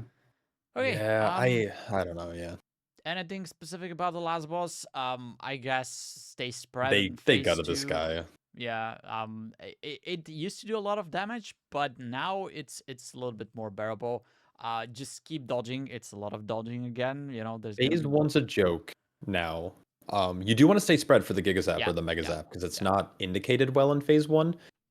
It's not that it at least on PTR it wasn't doing a lot of damage once they nerfed it.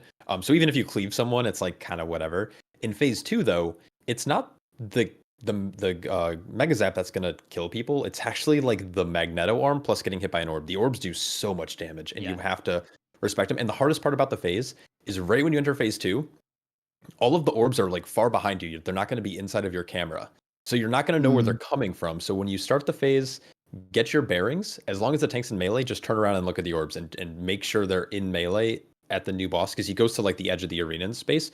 But what I see so many times is everyone runs into the melee on the boss. They try to spread out, but all the orbs then come from behind you because they're doing like the recalibrate, and it knocks people off the edge. It one-shots them. It just kills them. Yeah. So respect the orbs. When you go into Phase 2, watch the first recalibrate. I can't stress that enough. Yeah, and keep in mind they improved the visuals. So once the orbs move, they land into this big circle, and it's easy to see the circle, but you don't know from where the orb is coming, right? And if you stay on that pad, even if you're not on the circle, you can get hit and get pushed off of the map. So yep. I recommend everyone try to play near melee, even if you're a range or a range caster. Try to like be like 15 yards out. Yeah. And what this does is you can, unlike the last boss of like City of Threads, for example, Izo, the Grand Splicer, those orbs didn't have arrows, which was really frustrating for the majority, actually the whole season. But these do have arrows, so you can kind of like game it out a little bit where you'll see the circles and then you look at the arrows in which direction they're moving in, and you'll have an easier time dodging these as long as you're paying attention to the arrows. Which I think is way better than City of Threads. Exactly. I'm glad we don't have to do that dungeon anymore. Holy cow. Yeah, I don't think anyone's gonna miss that one. All right. Nope. So that'll be Workshop. Let's jump into MOTHERLODE, which is what I have loaded up next. We could definitely. I've been ranting a lot. We could definitely speed this up because I don't want to spend an hour in each dungeon. I'm but totally. This route, I gotta say, this route looks pretty epic though. Just taking a first glance at it, whoever designed this one just knew what they were doing. Yeah, they clearly had at least 9 IQ for sure. It's good. I would say 10 for double digits. Anyways, let's start here from the beginning because there are quite a few changes in this dungeon as well. Let me think and remember. So those mobs are not. So in that first area, the most important thing is the mech jockeys. They're going to run to some of those mechanized peacekeepers, which are basically dead, and they're going to try to revive them. Make sure you stun CC, push them back, and kill them, because you just don't want to fight extra of these. These are very hard mobs that we're going to just mention in just a second. Yeah, peacekeepers are back in the day. They were great. They did almost nothing. The damage was kiteable, and you would just like let the mech jockeys go in, because what would happen is it would double dip on percent. It no longer does that, and the peacekeepers are a death sentence. You want to pull as little of them as possible. Yeah, they do a lot of ground area denial. They also have like a chain lightning that does a lot of damage. So yeah, they're very annoying to fight, and you get to fight few of them later on, but you don't want those extras. Just avoid them. You'll as much as you fight. can. I think 3. I think there's 3 in this route. It's as few as you can possibly pull. You're pretty much forced to pull 2. You could technically skip around some of them, but then you have to pull more of the other trash, which is also just as annoying. So, the one thing I will say from a tank's POV is when you pull for the very first time, these like little like laborers, they do this throw wrench cast. Yeah. And that throw wrench cast does insane damage. It will one-shot you if you don't use a defensive in a high enough key. So when you pull them, look at the cast, use a big defensive, because nothing else happens in the pull for you. It's just it's similar to like Siege of Borealis. You're going to take a lot of burst damage on pull, and then you're going to chill. Okay, that's a good tip. Anything else we want to mention here? So there's interrupts. I would say the assassins are probably the only other important thing. Like the ice spritzer guys, they just have a kick. It's called ice spritzer, or the whatever they're called. They're a refreshment vendor. But the hired assassins are the ones that are like really scary for your healer. And this is, you're gonna either love this as a healer if you're playing with a good group, or you're gonna be miserable in here, because the hired assassins, they do 2 things. They do a cast which applies a poison, and that a poison makes their next ability, which is, it's now called Fan of Knives. It's not called Hail of Flechettes anymore. They changed that. I thought Hail of Flechettes sounds so much cooler. But basically, it's an AoE that ticks 5 times, but it applies a stacking poison if they got that cast off. So basically, you want to try to kick it, but then you need DPS to stun these. I mean, obviously healers can too. If you're a druid, you can roar. You have incap totem, etc. Like you can help CC them, but you can minimize the damage in this pull very easily, allowing you to pull big. But these type of big pulls, if not executed properly, can end very poorly if you're not stopping that cast. And it's really the assassins that are the scariest. The rest of the mobs in these pulls are very, like, they have a kick. Just kick them. Like, that's it. Yeah, so the assassins, it's very important. You have to interrupt and CC them. And if you do that, you can pull big. But if you let them, you know, do whatever they want, they're just going to wipe you. It's that simple. So yeah, I guess very carefully deal with anytime you have to pull assassins. There are some interrupts here that you need to do. This guy just charges and knocks back, which I guess it's fine. Just be careful where you land, especially if you're pulling with peacekeepers. They knocked the knockback really quick. They made it so big now. It used to just be like the tiniest, like it would knock you like 1 yard. It now launches you into the air back like 20 yards. You go into space. So you go into space. So if you don't want to be an astronaut, position yourself up against the building. Like utilize the building to counter the knockback.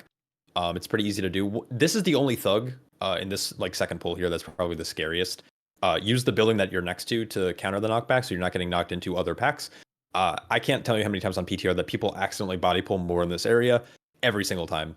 Yeah. So if stuff gets body pulled, don't worry about it. Just run the same route. It depends. Like sometimes the route is going to go through the left side here, which it has more thugs if you go this route. So it depends. Like there's going to be different routes here. Just keep in mind that all of those mobs, you can have like different combinations. So always prio the assassins because they're the most scariest one, and then be careful because the peacekeepers also do a lot of damage.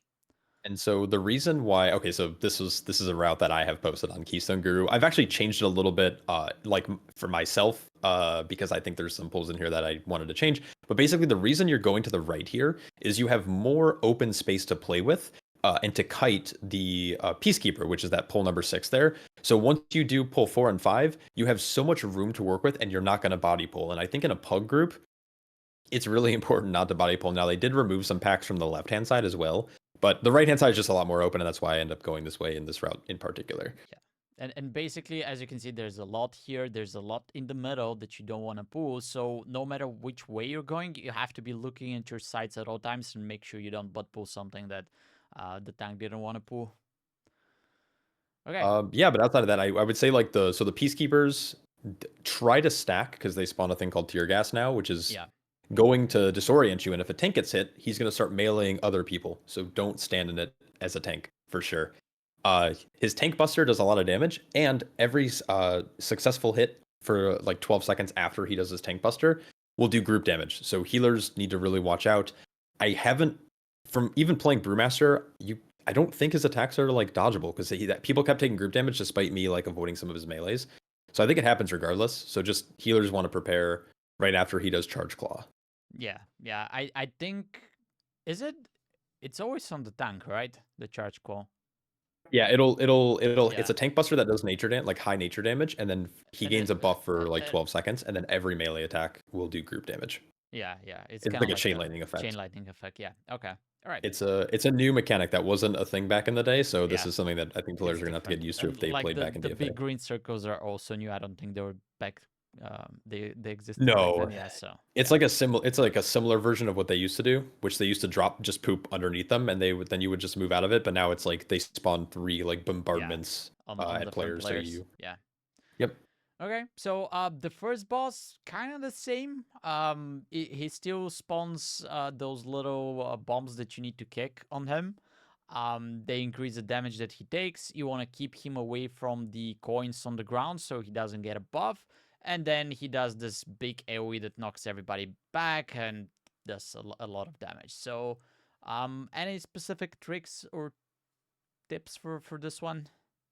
The Static Pulse is definitely the only damage you're taking, so use a defensive and healers. This is what you're paying attention to. It knocks you back, but then it applies a dot. So what I recommend doing is pulling him towards like the edge of the arena space, and then you can use the wall to like not get knocked back into actual Asia. The soccer bombs. So what they do is they make him take more damage each and every time one hits him by 25%, stacking up to 6 because there's 6 bombs that get spawned. What you can do, you want to kick 5 balls in as fast as possible, and then you can have one player or your tank sit on one of the balls and not kick it in until the very last second, and you can extend the buff so you can make the boss take more damage for a prolonged period of time. Those types of things you're going to see in like the highest end of keys of people really trying to min-max. I wouldn't hold onto the ball because if there's like lag, if there's an issue, if someone doesn't like, if it misses the boss for some reason, you're gonna wipe because the bomb will just wipe you. So only milk it if you're really comfortable doing it. I like to do it as a tank because I know I won't mess it up because obviously tanks never mess up anything ever. But they made this boss so much easier to move around the room now. His coin magnet used to be really like clunky back in the day. So I don't really have anything else to say about this boss. It's pretty boring. Also the Shocking Claw, it's a frontal that used to target the tank. It no longer targets the tank. So don't get mad when it's like randomly facing you in the middle of the room because it's just targeting you to target you. Tanks have no agency on this fight. It's super fun. And I guess don't stay way too far from the boss just because it's easier to dodge the frontal, and then he's gonna spawn the balls relatively, or the bombs rather, relatively close to him. So, you know, it's gonna be easier to kick them back at him. It's a fun fight. I would just say like do the bomb, like prioritize the bombs, especially as a DPS player, because your healer might still be healing through Static Pulse, but also like you want the damage amp, right? Just go and kick the balls. You do more damage. Exactly. You do more damage. Yeah. DPS, please. All right. So the extractors now. Do you want to talk about them? I think they added a pretty nasty tank buster to them, right? They have the same exact spell ID tank buster from Mechagon, the same drill tank buster. It's the same mechanic. It's puncture. It does a good bit of physical damage. It applies a bleed. It does a good bit of damage, but it's nothing that I think Prot Warriors might hate it a little bit more than other tanks, but generally speaking, use a defensive. And then he added a bunch of group damage on it with the extraction plus a ton of swirls, so a lot of movement, and they fixed the bug. There was a bug where they didn't spawn on non-flat surfaces, so what you used to do is there's like a little rock/hill you would stand on that would never get targeted by swirls. They fixed it, unfortunately, so healers, good luck running around and healing through that damage. Guys, the trend is still there. AoE, swirlies, you have to move, just saying. All right. Okay, so there's pretty tame, couple of kicks. Yeah, there's a couple of kicks, nothing special here, I guess, to mention. Moving on, the Stone Furies, I think that's like a dispellable thing also, so they do Tectonic Barrier. This is a bait. Tectonic Barrier is a bait kick. Do not kick it. I'm gonna go on record of saying that, even if it's bad advice. So what it does is it gives them a little absorb where it makes them immune to CC, but it's gonna get broken through pretty quickly. Their resonating quake or whatever it's called it's lethal damage if that goes off. So if everyone tries to kick the barrier and then you don't have a kick for the quake, you're dead. So don't kick barrier, damage through barrier, and then kick quake. I guess especially if because you can pull several of those at the same time. So yeah, that's there's only 3. And yeah. There's 3. Like you should have 3 kicks. They're cast pretty far out. You can always extend trying to like wait for kicks to come back up by using like CC, Yeah. Ring of Peace, Yeah. Leg Sweep, Yeah. Typhoon, etc. They're But CCable. Yeah. All right, let's talk about the mini boss. I think that's scary for tanks now, right? very scary. Ideally, and at least what you used to do back in the day is you would do death skips here, or you would do kind of like any kind of invis skip or feign meld skip. But you can't really do that here because if you do a death skip, obviously you're putting time on the timer. Yeah. He has spectral sight, so you can't really skip him effectively. Warlocks also great for this dungeon. You can warlock gate skip past this pack. There's some other cool stuff you can like. I think you can mind soothe. There's like 2 mobs on the right hand side of him that are near the edge, but if you mind soothe them, you can walk past. Okay. But for the most part, yeah, tanks you are praying to any form of higher power you like, and your healers focus the tank, especially when he's below 30% health. He gets enraged and does big tank damage. Mostly though, it's like the rest of the trash in here is like just there's 2 kicks and some other tank damage. Like yeah, tanks are scared on this pull, but the thing is, tanks aren't scared on the boss. So use your resources, use your defensives. You won't need it for boss. Trust. Okay. All right, and then this boss, I guess some people actually had problems figuring out how exactly it works. Oh my lord! There are some tricks that you can do with the ads, but the best thing is the best advice we can give you if you don't know how it works. Ignore the ads until the boss casts Azeroth Infusion, which empowers one of them, not both of them. And then whatever is the empowered ad, you have to kill it as quickly as possible. That's all you need to do on this boss, right? It's pretty simple. Yeah. It's just I Go ahead. have issues with this boss. It just doesn't make sense because they give you 2 totems right when you enter the boss room. You have 2 totems on the left hand side called like refracting totems or something like that, and you can CC the ads. But what the boss does is he'll always infuse the highest health ad. So if you try to CC one and start hitting the other, he's going to infuse the other, which makes them immune to CC, so it's going to break out anyways. Yeah. You can try to CC both, but the boss's hitbox is so big that any form of cleave will hit the boss or the ads and break them out. So CCing on this fight used to be a strategy back in the day. It's no longer a good strategy because the boss design works against itself, which is really frustrating. Yeah. Basically, focus the Quake. If you can try to kite the mini boss, or not the mini boss, the ads underneath the boss for cleave, it's great. Yeah. But the ads have so much health that you're probably not going to kill them. Just try to cleave them down and don't let them hit you because they apply a stacking bleed, which the healer's not going to respect you for. They're going to just be like, all right, die. They're going to let them die, healers. Okay, so I'll just say that the Azeroth Infusion actually heals the ad back up. So basically, it doesn't matter how much damage you did to it. It's going to be 100% once it enrages. You want to kill it as quickly as possible because this is kind of like... Is that true? Yeah, I think it should say here, right? Healing it for 25% health every 1 second for 2 seconds. I'm pretty sure that said for 4 seconds before. I'm like trying to like look at a run really quick because I don't remember them healing. I don't remember them healing once they got infused. Them, like what I have over here at Keystone Guru, it says 25% every 1 second for 2 seconds, but I'm pretty sure in reality it's 4 seconds, right? So it basically heals the ad up to full. So basically it doesn't matter how much damage you do to them. And also, once you kill the ad, he's going to summon more ads, right? The only cheese that I know of here is that you can damage one of the ads, then he's gonna, do the other one, right? He's gonna infuse the other one. And once he starts casting summon ads after you kill this one, right? You keep the one that's very low, you keep it alive. Once he starts casting, it's called Earth Rager, right? This is what summons the ads. Then you kill the low ad, and you're gonna be with one ad less for a few moments. Like, this is not that huge, because, it's one person less to kite somebody, in one of the ads into the fight. But this is like the only cheese. It's not that big. So basically, the ad damage, short TLDR, it doesn't matter until one of them enrages. Then kill that ad and keep kiting. That's it. Dang, I learned something. Holy cow. I didn't realize that they healed. I'm looking at footage right now, and they definitely are healing. That's crazy. I managed to contribute a little bit as well. Yeah. I guess it's like weird because you're normally, since he's always targeting the highest health ad, like they're normally not low enough for it to really notice. But wow, that's but like if you kill the other one and then you kill the enraged one, when he does call Earth Rager, he's gonna summon two. So like this, it's a terrible fight. Yeah, you have to time it very well in order to have some time spent without ads, but it doesn't matter that much, right? So you have to kite them and then dodge the frontals. That's gonna be it. All right, let's go to this small area here before the next boss. There's some interrupts that you have to do, for sure.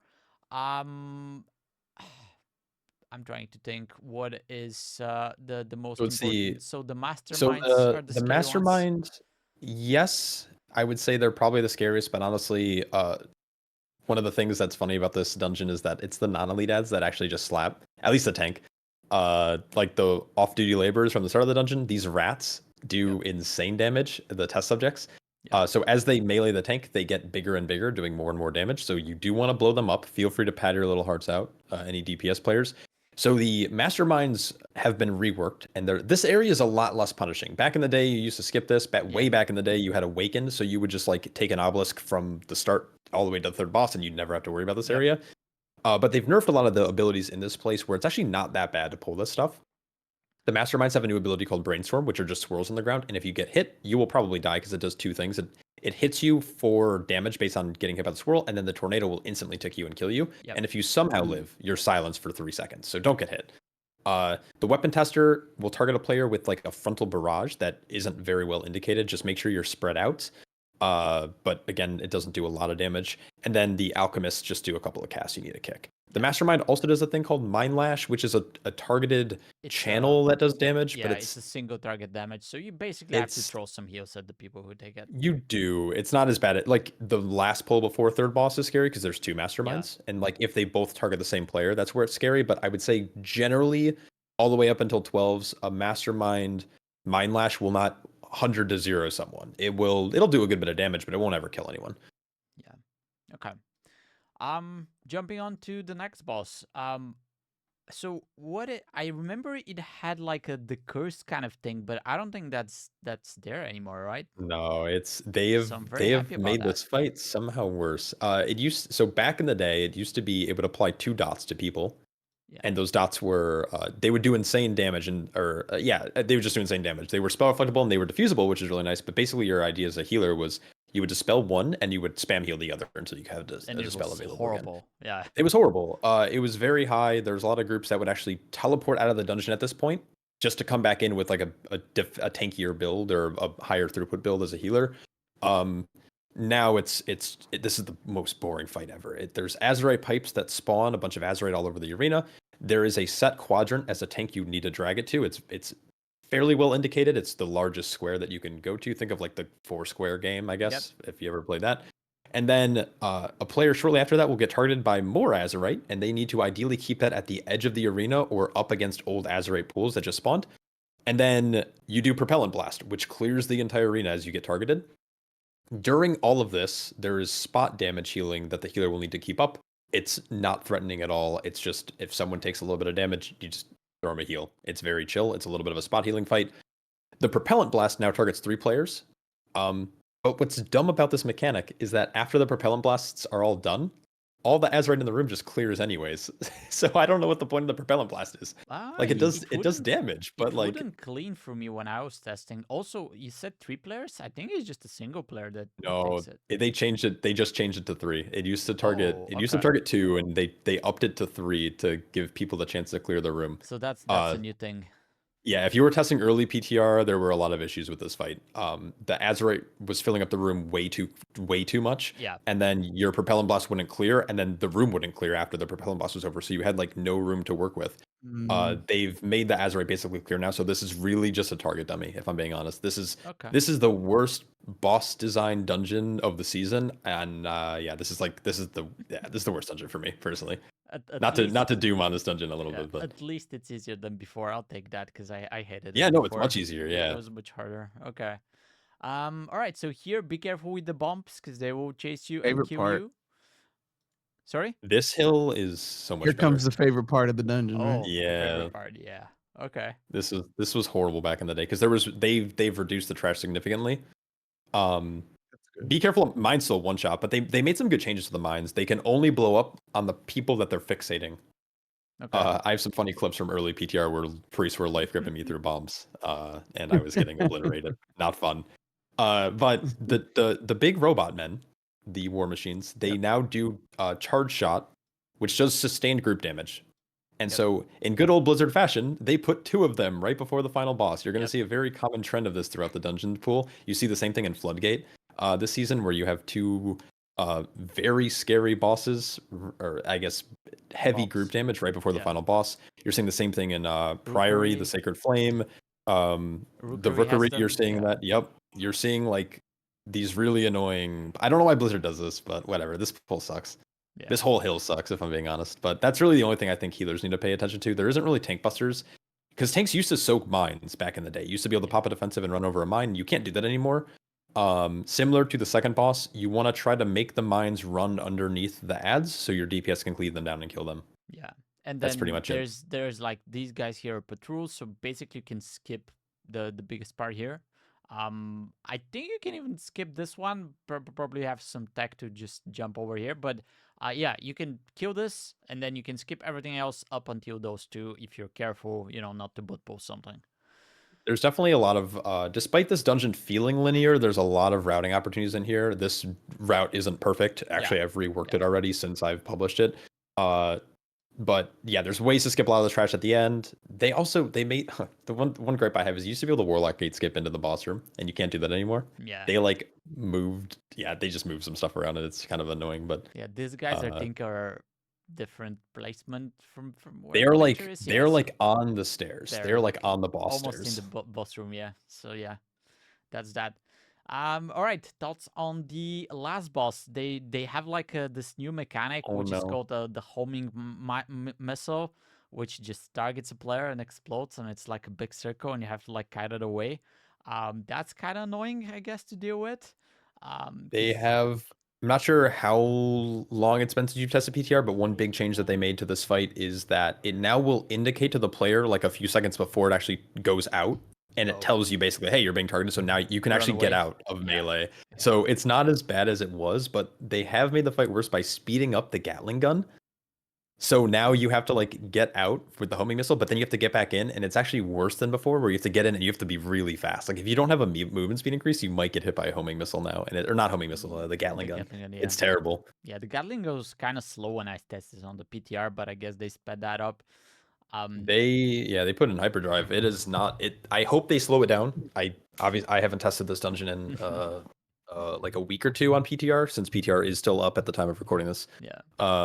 But yeah, it's this fight's boring and sucks. I'll just say, like, make sure your camera angles are good to watch where the small drones are, because the big swirlies that come out from them, they cover huge area. Like there's usually spots that you can dodge those swirlies, but it's better if you know where those drones are, and there's going to be part of the map where you can just go and there's going to be no swirlies there. That's always the better option. This room is a 2x3 grid basically, Yeah. and the Bomba heads somewhat indicate where the swirls are going to be, but you have to be watching where they're flying to. There are basically where the squares, I guess, of this 2x3 grid, and like hypothetically, I don't know how to describe this, where they converge at 4 points. Those are probably the best spots to tank them on, because you always have a quadrant to safely dodge into. What you used to do is be able to stand in the entrance of the room, and swirls would never go outside the room, but they added a fire barrier blockade to the start of the room, which I think is fine. Like that, most boss design rooms are like that. It's weird that you can run out of a boss room randomly whenever you feel like it. But because they've added that, tanking this boss is a little bit worse, because there isn't ever a guaranteed safe spot outside of tanking it on one of those like 2 hypothetical standpoints between 4 of these quadrants. Yeah. All right. Yeah. So you guys have to figure it out, but it is what it is. We're moving on to Theater of Pain. Another dungeon. Oh, my favorite dungeon. Let's go. All right. So as you can see here at the start, it's very likely that if you have a good way to skip, even if you don't have a good way to skip, you might be invis spotting, but usually you don't want to pull those 3 mobs, and that means that this guy has a true side, so you'll be pulling on top of the boss and you'll be lusting, and that's not a bad thing, but it could be a little bit overwhelming if you're not coordinated, or if you don't have a suit for his enrage, because that does a lot of AoE damage. Other than that, this first boss, it's actually 3 different mobs. They kind of reworked it a little bit. So now it's a little bit more annoying to healers, I would say, because I think it's... which one is it? It's Sato, I think, is the guy that does all the AoE. So he has debuffs that you have to dispel, but then he also puts dots on people that are not dispellable. So that's a little bit annoying as a healer. But from my perspective, they managed to make the fight a little bit worse for healers. But it's still kind of funny if you manage to pull this guy on top of the boss lust and just kill them. That always feels good. I really like. Sorry, this is just random. I love the route name, Theater of Pain, Messed Up Shroud. That's so good. I do have. I think I sent you the footage of this one, and it is all time stamped out. If you want to show footage of this of the skip at the start, again, only if you want to. Did I? Or no, did I? You Did I only not? sent me Floodgate. Oh, I do have Theater of Pain. If you do want to kind of show it really quick. Yeah. Uh, for that first pool. Yeah, for the first poll. So there's this first poll. I wouldn't recommend skipping it, but it's one of those things where you kind of want to skip it because it's like you're right there. So the problem with this poll, doing the first poll by itself, even if you pull the Bloodhorn in, is that your DPS are gonna feel like weird because they're like, okay, we could send cooldowns here, but then we won't have it for boss. Yeah. And so why most groups skip this, and what we're going to be doing here is we have a priest, luckily, but we have a lot of classes in this group that can do it, right? We have a DH who can imprison. What you would do is you would imprison the left side ad, one of the contenders. As a monk, I would be able to paralysis and ring of peace him towards like the center and walk past him. But in this case, all we have to do is mind soothe, and we're going to just run right by. The Bloodhorn though does have spectral sight. And I do personally think it's worth invis potting skipping, even though you won't have pots for boss. Like, this pull is so efficient with Lust, with everyone's CDs, all of the healer CDs. The last pull is going to take a lot of resources if you do it. And you're going to have nothing coming into this fight, which makes this fight so much harder. Of course, you'll have Lust, but you won't have cooldowns. You won't have healer CDs, because the Raging Bloodhorn can do a lot of damage. Yeah. It's like, it's one of those things where I really hate being like, oh, you have to invis skip this, but at the same time, it's like, it's just so efficient for most groups, even PUGs, and it's really hard to mess up once you know. All you have to do is hug the right hand or the left hand side.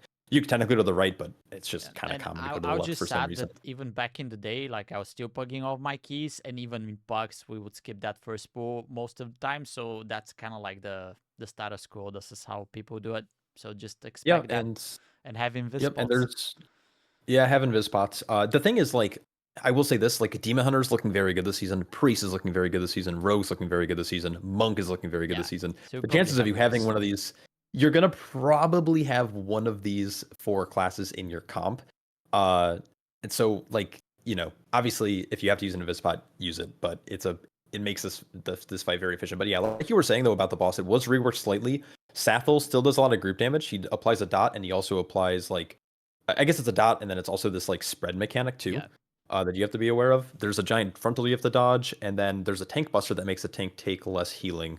So that's kind of scary. That's when you want to use defensives as a tank. But this fight is, this fight's fun though, because it's 4 target cleave. So your DPS are gonna have a blast. Your healer's just gonna be probably have clenched booty cheeks for the first 45 seconds of the fight. Now, I personally recommend everyone try to focus Sathel.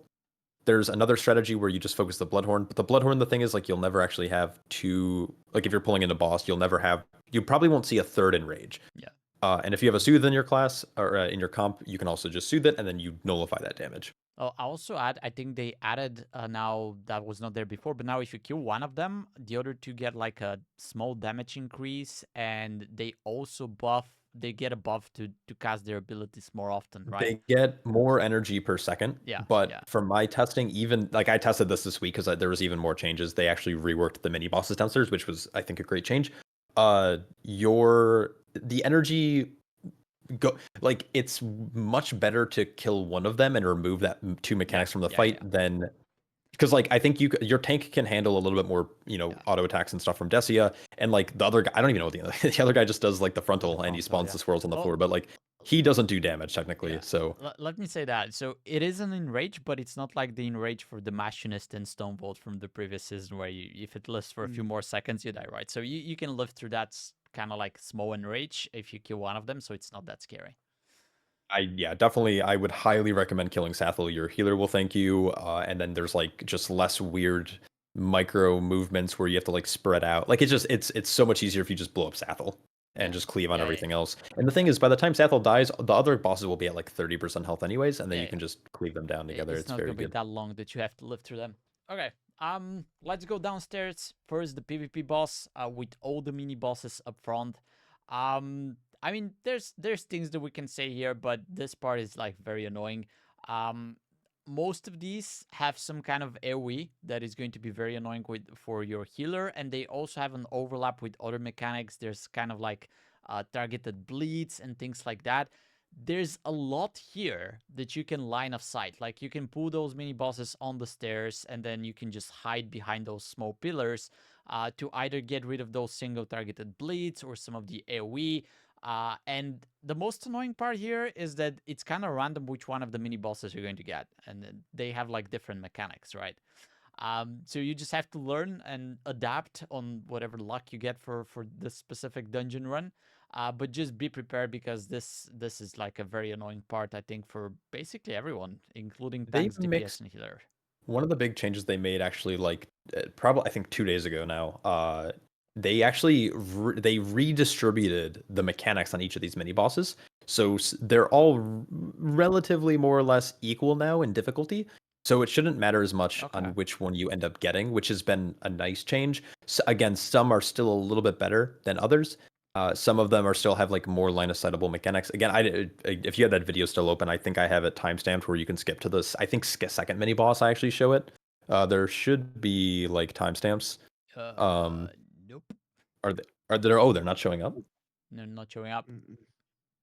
All right. Never mind. Right. Actually, I could probably just tell you which. It would be 426 if you can go to 426. I'm not sure whether I added them in the description. Maybe it's because it's unlisted. So first mini boss just dies. We're going into second mini boss here. This guy's a little bit easier than the other in my opinion. What they did though is this guy used to have a frontal, and they gave him the whirlwind mechanic, which is the giant circle on the ground. But that interrupting roar can be line of sighted. So you're seeing how I'm taking him here. Yes, you can go... Our healer, yep, you can dip into that like lower right hand corner near the weapon racks. Not every corner of the stairs here can be like, there's invisible walls in some of them, so don't like, be careful. this staircase that you see the healer at here is where you would want to dip in. See, like, he dips in, takes no damage. That hides over there, this is where you want to go. Like this place works there. It also works with any of the ricocheting blade casts, if those still exist. In this run, there weren't any on any of the mini bosses. I don't know if they removed it completely or if they still exist. I only ran one run of this because it was fairly late at night. You probably get the other two that didn't have it. Yeah, probably. But yeah, you can line of sight around most of the staircases here. Also, this whole entire area, do not pull like crazy aggressive. Like the patrol's very dangerous. All of the mini bosses technically are dangerous. And then even the first pull of this wing is also dangerous. Like the arbalists do so much damage, DPS. Yep. And your healers are going to have to do some heavy spot healing on that bleed. Yeah, so it's very scary. Yeah. Okay. Anything do you want to add for the PvP boss, except that you don't want a PvP if you get sent down? No, just don't have an ego, DPS players. Just whoever has the best, whoever can kill the other player the fastest, which is generally going to be melee. Just like turn around, spam sit. Just, you're going to do less damage on the boss, but like it's better to get up, because that banner, if it doesn't die in time, it's going to wipe your group. So having an ego for some reason in the PvP area is like, it's like throwing the key in like the weirdest way possible, because you want to like prove that you can PvP someone, and like go do an arena, man. Go queue up for some freaking like war games. Like don't do it in a dungeon. I wish people knew that. The amount of times on PTR I had like DPS trying to like strongman each other, and they were down there for like 45 seconds, and we had 2 banners up. Like, they come up and then they just die, and they're like, "Why didn't you guys kill the banners?" It's like, oh geez, maybe we were down 2 DPS. I don't know. Yeah. Oh man. Okay, I'm jumping to the platforms site with the Lich boss. I guess there's a lot to be said here, but having like curse the spells, having like purges for the Maguses, all of those things are very, very useful if you have them. But obviously, you're not gonna have them in every group, so you might have to deal with some of those things without help. Let me think about any specific tricks or tips. Obviously, careful if you pull the big guys with the frontals. I forgot their name. The Dark Spears. They are the Dark Speaker. The Dark Speakers. You only, so this route looks like you're only pulling one of them. So it's only that last platform right before boss. There's basically my tip is if you're like in terms of routing this place, and this route seems to do it fine. Always go into the right portal. So once you kill a portal guardian, you're gonna see it on like that pull 20 there. Yep. There's an orb that he drops, and then you get to choose whether you want to go left or right. I always recommend going right. The pulls are just easier, and dealing with those dark speakers. They're problematic just because you have more movement to do. And if you get knocked off, or knocked back, there's two things that are going to happen. You're either going to get knocked off the platform, die, and your run back is like 50 seconds, or you're going to get knocked back into a side pack and you're going to wipe anyways. So that's why most groups actually end up just going right portal every single time. Yeah, and the last tip is once you get to that last platform from this portal, make sure your tank goes in first because it's insta aggro here, and you're just gonna die if he's not there first. Slight little change that they made. The little caster guys, they don't cast Grave Spike anymore, which was their filler spell. They now only spam Bone Spear, which is a one shot on a 12. So I don't know if that's intended. I don't know if we're going to see a nerf to Grave Spike, or not Grave Spike, Bone Spear, but they removed Grave Spike as a cast entirely. Yeah. So these guys are very lethal. What you used to see groups like pulling 4 or 6 of them together on that, especially on that third platform there with the little Bone Storm man. Now you just take it slow. I don't recommend pulling big in this area anymore until they nerf Bone Spear damage. But is it like, do they spam it, or is it like once every like 10 or 12 seconds? Oh, they spam it. No, they spam it. You can actually you could see it in that in that YouTube video. Yeah, That's the most recent PTR run. That was not how it worked when I was there, so that's nope. a change. We doubled up a pack and we got obliterated. All right. Yeah. So I don't recommend it. All right, that's good to know. Kutarog, the Lich boss, completely changed from what it was before, probably for the better. I don't know so the only important thing about this boss is when he does the mechanic that summons ads, which I think is, I don't remember what the name was. These I think these names are in Keystone Guru are the old names of the abilities. Yeah, so he has a mechanic that he's going to target all the players with green circles at their feet, or green arrows above their head rather.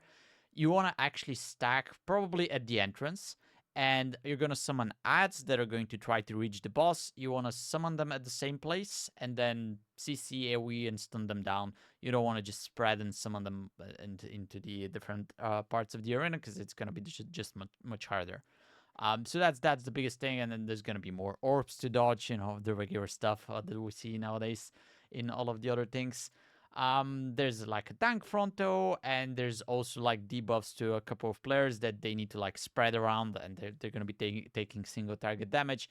But other than that, maybe a little bit of an improvement on that fight overall. Anything you want to add? I would say it's much better than it was back in the day. Yeah. Some people are saying that the fight looks worse. I think it's much better. Like, yeah, the orbs are kind of annoying to dodge, but they're a lot slower than they were originally on PTR. So it's actually very tame. The overall healing that you need to do, it's a little bit of group healing, but more or less like targeted healing at the 2 players targeted by Well of Darkness, which are the circles around them. They also changed, they didn't note this, but the change that they recently made to the ads is when they do spawn, they spawn to the closest edge of the platform where you're positioned. So melee technically, at least at this current time, you don't need to run out anymore. You still can to play it safe. But if you stay in melee, it's just going to spawn directly behind you. So you can like orient yourself in melee to just like spawn it into wherever your group decides to. Stacking, yeah. Okay. So if you notice the room shape, it's more of a square than it is a circle. So I recommend dropping it at the northmost corner of the room, because you'll have a little bit more time. Now there's arguments being made where you could drop it at the door because then it's closer to boss to get more cleave from your melee. But overall, I think you actually get a little bit more time if you spawn them. Now they are CCable, so things like Link Sweep, Shockwave, Ring of Peace, Typhoon, Ursul's Vortex, those things all work. Even so utilize those mechanics. Slow them down. Yeah, everything. That's good. Yep, yeah. Keep them slow, blow them up. But this is a very tame fight. I think the new iteration of this is good. Yeah. All right. Going to the other part where you have the smallest here first at the start. At the right floor, right? Yes, I am. So yeah, Keystone Guru's weird. The maps are flipped. Like this is the lower floor, but it's the upper pulls, and it's So if you notice that, like that's the boss room, but it doesn't matter. But it doesn't matter. Yeah. So, did they change a lot here? I guess. They added an extra cast, but it's just spot healing damage. Yeah, so the spears are the most important ones. They do a huge AoE cast that you definitely need to interrupt. Withering Discharge. It Withering also makes Discharge, you yeah. do less damage and healing by 20% per stack. So if that goes off, Yep. DPS are going to be sad, healers are going to be sad. Just don't let it Everybody's go sad. off. Yeah, so just Yep. make I sure to will. interrupt these. Once you go here to the sides, you can actually skip the big guys that are patrolling here, because there's plenty of trash in this dungeon anyway. So there's gas bags there. So you don't need any special stuff to skip them. They patrol once they reach their like point where they stop. You can just squeeze in very quickly here and just move on. And yes, this is the wrong room, but it's fine. Like it looks like that anyway. And then you run down here. There's these two mobs that you can still pull on top of the boss. They do have like an interrupt and a shield and I think a tank buster, but other than that, nothing special here, I guess. The gas bags do pulsing damage. If you pull them, be careful. Like this one, you do have to pull here probably. And then the boss, I guess it's also there's no changes to gore chop, right? You just need to dodge the stuff that No, comes from the walls. it's the same. That's it. It's the same exact fight. This is the only. I guess Zav and Mordretha didn't really see changes either. But Gorechop is like the same old thing. I think the boss is actually really well designed. Basically, it's a little bit of spot healing whenever the ads spawn and they leap on targets. Don't get hit by the chains, and when the ads die, they leave poop on the ground that slows you, so it makes it harder to dodge the chains. As a caster, I recommend staying in melee the entire time, because if I you're was gonna further say than that. 8 yards away, yeah, he's gonna grip everyone in every time he does tenderizing smash. So if you're actually gonna like get interrupted more if you are constantly getting gripped in and then have to move out compared to just having to move out. Yeah, so So you have to stay in melee. dodge. You have to run out anyway. But if you're standing close, all you have to do is run out. If you're not standing close, you get pulled in, and then you have to run out. So you can spare yourself a little bit of trouble there. And you might be getting dragged through poop, so you're taking extra damage when you're getting gripped in. It's a mess. Just stay in melee. Follow the stay in tank. melee. Exactly. And then usually if the tank is good enough, he'll position the boss close to where you need to go through the spikes. Oh no! If you're like me, you're gonna put him right in the worst spot ever. All right, scratch Everyone's that. gonna get everyone's gonna get hit by chain. I never said Your tank's that. gonna get stunned. All right, Mordretha. Yeah, that fight didn't get changed. Again, did they do something for the phase 2 frontals that go from the sides? Did they change the visuals there? Nope. Nope. Oh, okay. I hope they eventually do, but the Yeah. cows that charge across the room do not have a visual update. They're still very hard to tell the way, because they make an X pattern and then they also make like these just parallel line patterns, and it's kind of hard to tell based on how they spawn and how they're oriented where it's going to charge. So the idea is to tank the boss relatively near the edge of the room, and you bait the Dark Devastation cast, which can target anyone, by the way. Bait it towards the edge, and then you can like rotate around the cows as they're charging. So that's kind of the best strategy for taking phase 2. But the contenders, the circles on the ground of the guys fighting, very clear. They don't clip anymore. Those really good. If they add visuals to the cows, holy cow. Yeah, it's gonna be much better. But There's also still the nasty overlap with the portal sucking you in and spawning the ads. That's something yeah, you in have to phase deal 1. with, but yeah. In phase 1, I guess there's an overlap in phase 2 if you get deep enough into the fight. But in phase 1, there's one overlap where it's like ads suck, and then obviously then the cast plus Dark Devastation, like that overlap's very spooky. The general rule of thumb is kick your ad, and then the tank should then group up the ads on the cast or the healer's ad, if that makes sense. Yeah. Because not all healers have F kicks. And then you can't CC them. They have more health and they do more damage now, so that's kind of scary. It's mostly the same more fight. annoying fights, but it is what it is. Like Rest in peace, Spell Reflect. They removed the boss is immune to hit her own damage now, so you can't Spell Reflect the tank buster anymore. Okay, so are you saying Rip. that the Prot Warrior is not gonna be that powerful? Never invite a Prot Warrior. They're bad. Okay. never invite them. You heard it here first, guys. All right. Of course, I'm kidding. They're very strong still. They can still reflect the damage, but it doesn't do just damage not now. gonna hurt the boss. It's very sad. Yeah. Okay. Yeah. Let's go to Oh, God. Cinderbrew Meadery. Good old Cindy B. Cindy B with the huge room at the start where you think you can pull big, but probably not really. Really quick. What is your opinion of this dungeon? Because every healer I've talked to is not a fan. Oh, I'm not a fan of most of those anyway, so that's not gonna be any different here.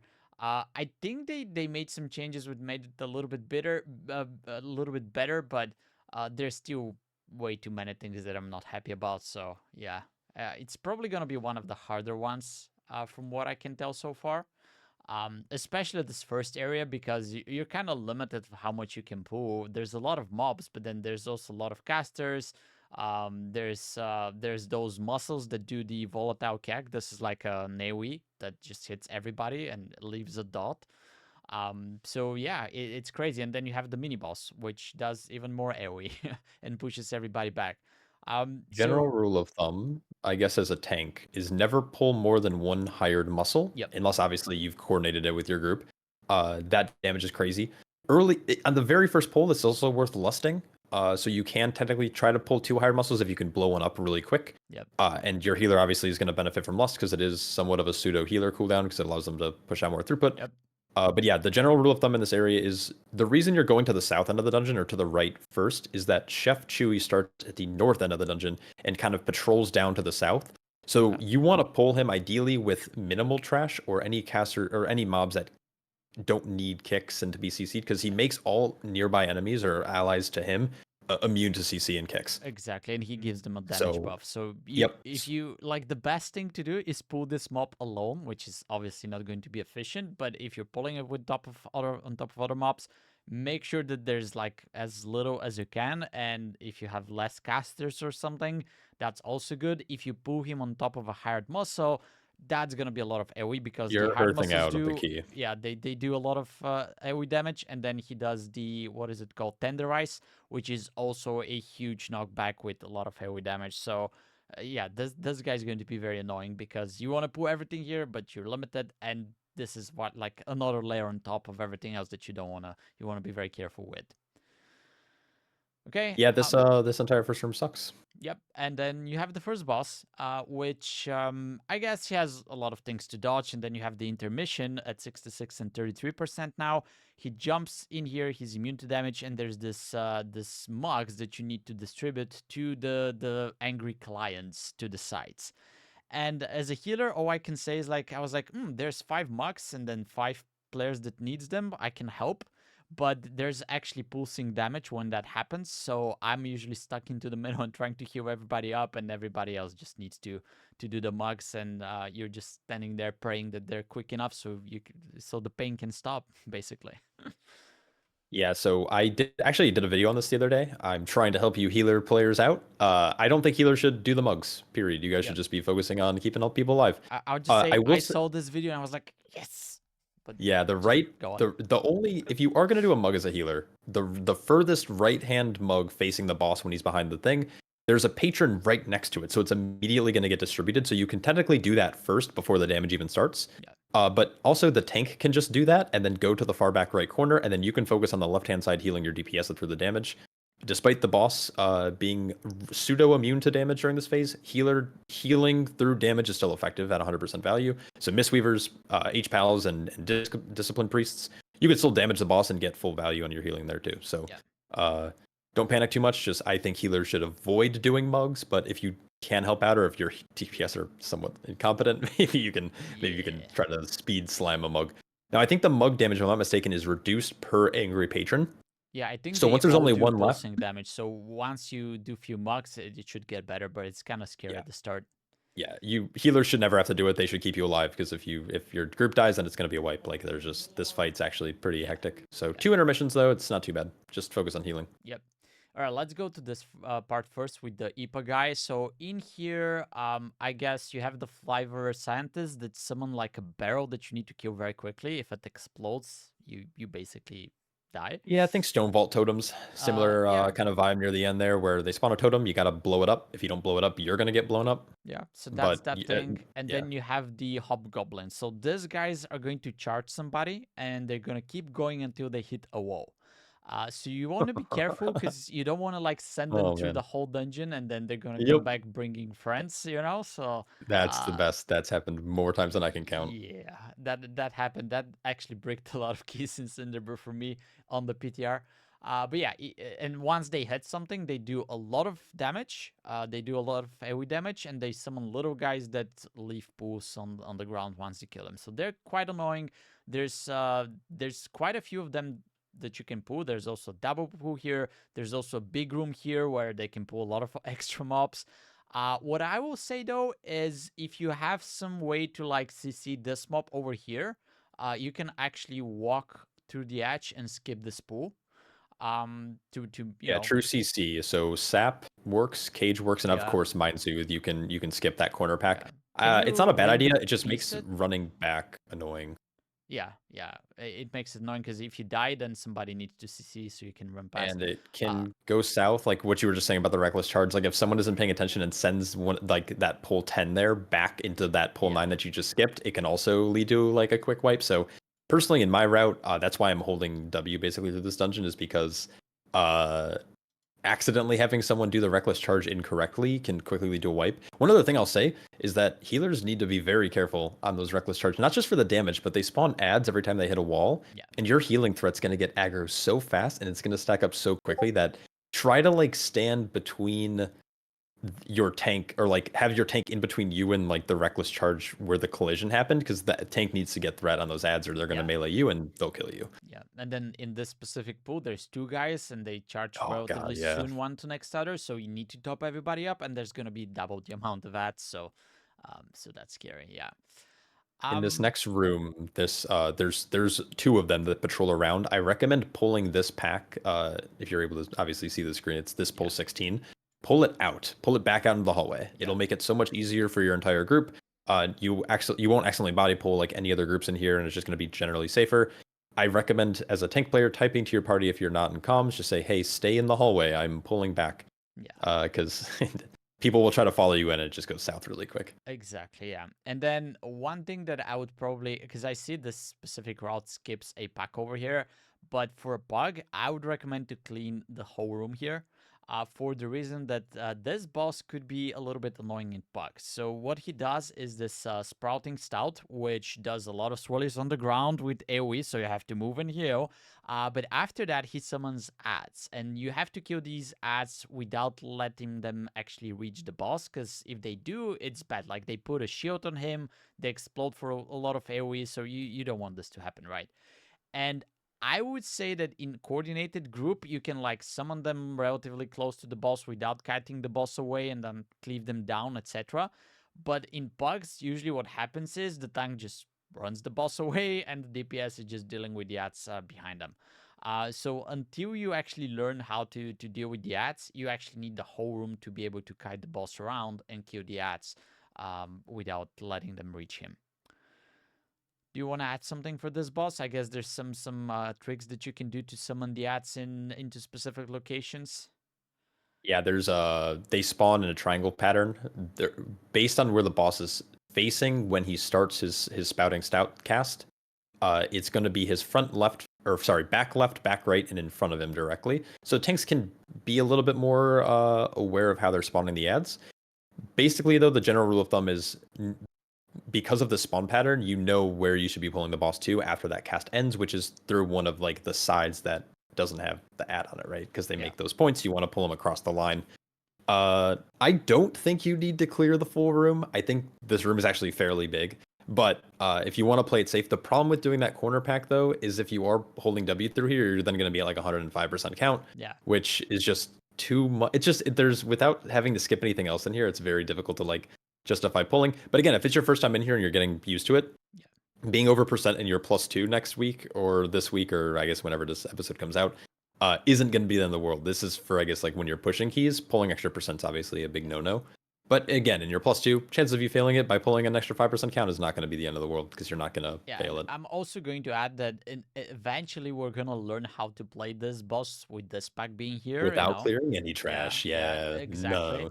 But keep in mind that in the beginning, especially the first few times, we were like kiting the boss in circles all over the place, man, and we still needed more space, right? So it's rough. It's going to get better, right? It's going to get better, but in the beginning, just keep that in mind. So especially if you don't pull this pack, you have to be very, very like cognitive with your space, how you're using it, and how you're kiting the boss. Maybe I'm a little disconnected, because I think any group that wasn't on PTR, if they weren't good enough to get that boss down, we wiped on the first boss. So any group that got past the first boss, we got through IPA like fine, and Yeah, they they were doing good, I but would agree with that. And then you would get to the last boss, and yeah, and it was a shit show. Yeah, we're it gonna was. talk about this in Oh just a man, second. Yeah. So the bee wing, it has a lot of bees in it. very fun. Yeah, I guess the wranglers, they have a bazooka which is going to be targeting you with a frontal that I assume the tanks needs to soak, but that never happened for me. I was soaking my own. Do tanks need to soak that? Am I I don't know. cooked? Like I thought it was just actually, I thought it was single target damage. I yeah, thought it yeah. just hit. It didn't actually hit that hard. Like on a plus 12, Um, it would hit me for like I don't know 50% of my health, which is not that scary, right? I think it Um, just does anyone who's in the beam. So I think the idea is that you want to stand still. And maybe I'm wrong. Maybe I'm reading this incorrectly, but it yeah. just does fire damage to anyone in that Yeah, line. and then it knocks you So back. So, yeah, yeah, so that's you just basically it. you're gonna get knocked back and or take that damage regardless if you're in the line or Yeah, not. So if it's targeting you, you basically want to like aim similar. it. It's like a reverse reckless charge, right? Like Yeah. try to get knocked into a wall to the side and make sure your other like your players in your group aren't getting hit. Yeah. Okay. So there are guys that you need to interrupt here, which are I'm trying to The see. purveyors, they're the So troll looking yeah, guys. yeah, and then the bee wranglers are also going to Oh yeah. enrage the bee, so you need to kick that. And then there's the purveyors, which are these guys here. They have an AoE cast. They also have a lot of swirlies on the ground that you need to dodge.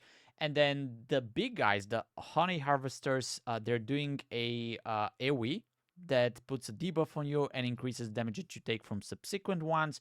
So be very careful how you pull those, because you know, I would advise not to do a double pull in, you know, bugs and If um you notice, well, so this route is never pulling more than one of each mob at a time. So you have a yeah, kick, you have an AoE, and you have like the lines. yeah, I know groups that will pull this entire hallway, yep, like or yep, close to it. But like this, I think doing this hallway in 3 pulls is definitely doable. You can definitely take it slower. Like this, there's still a lot of targets to hit. Your DPS shouldn't complain too much.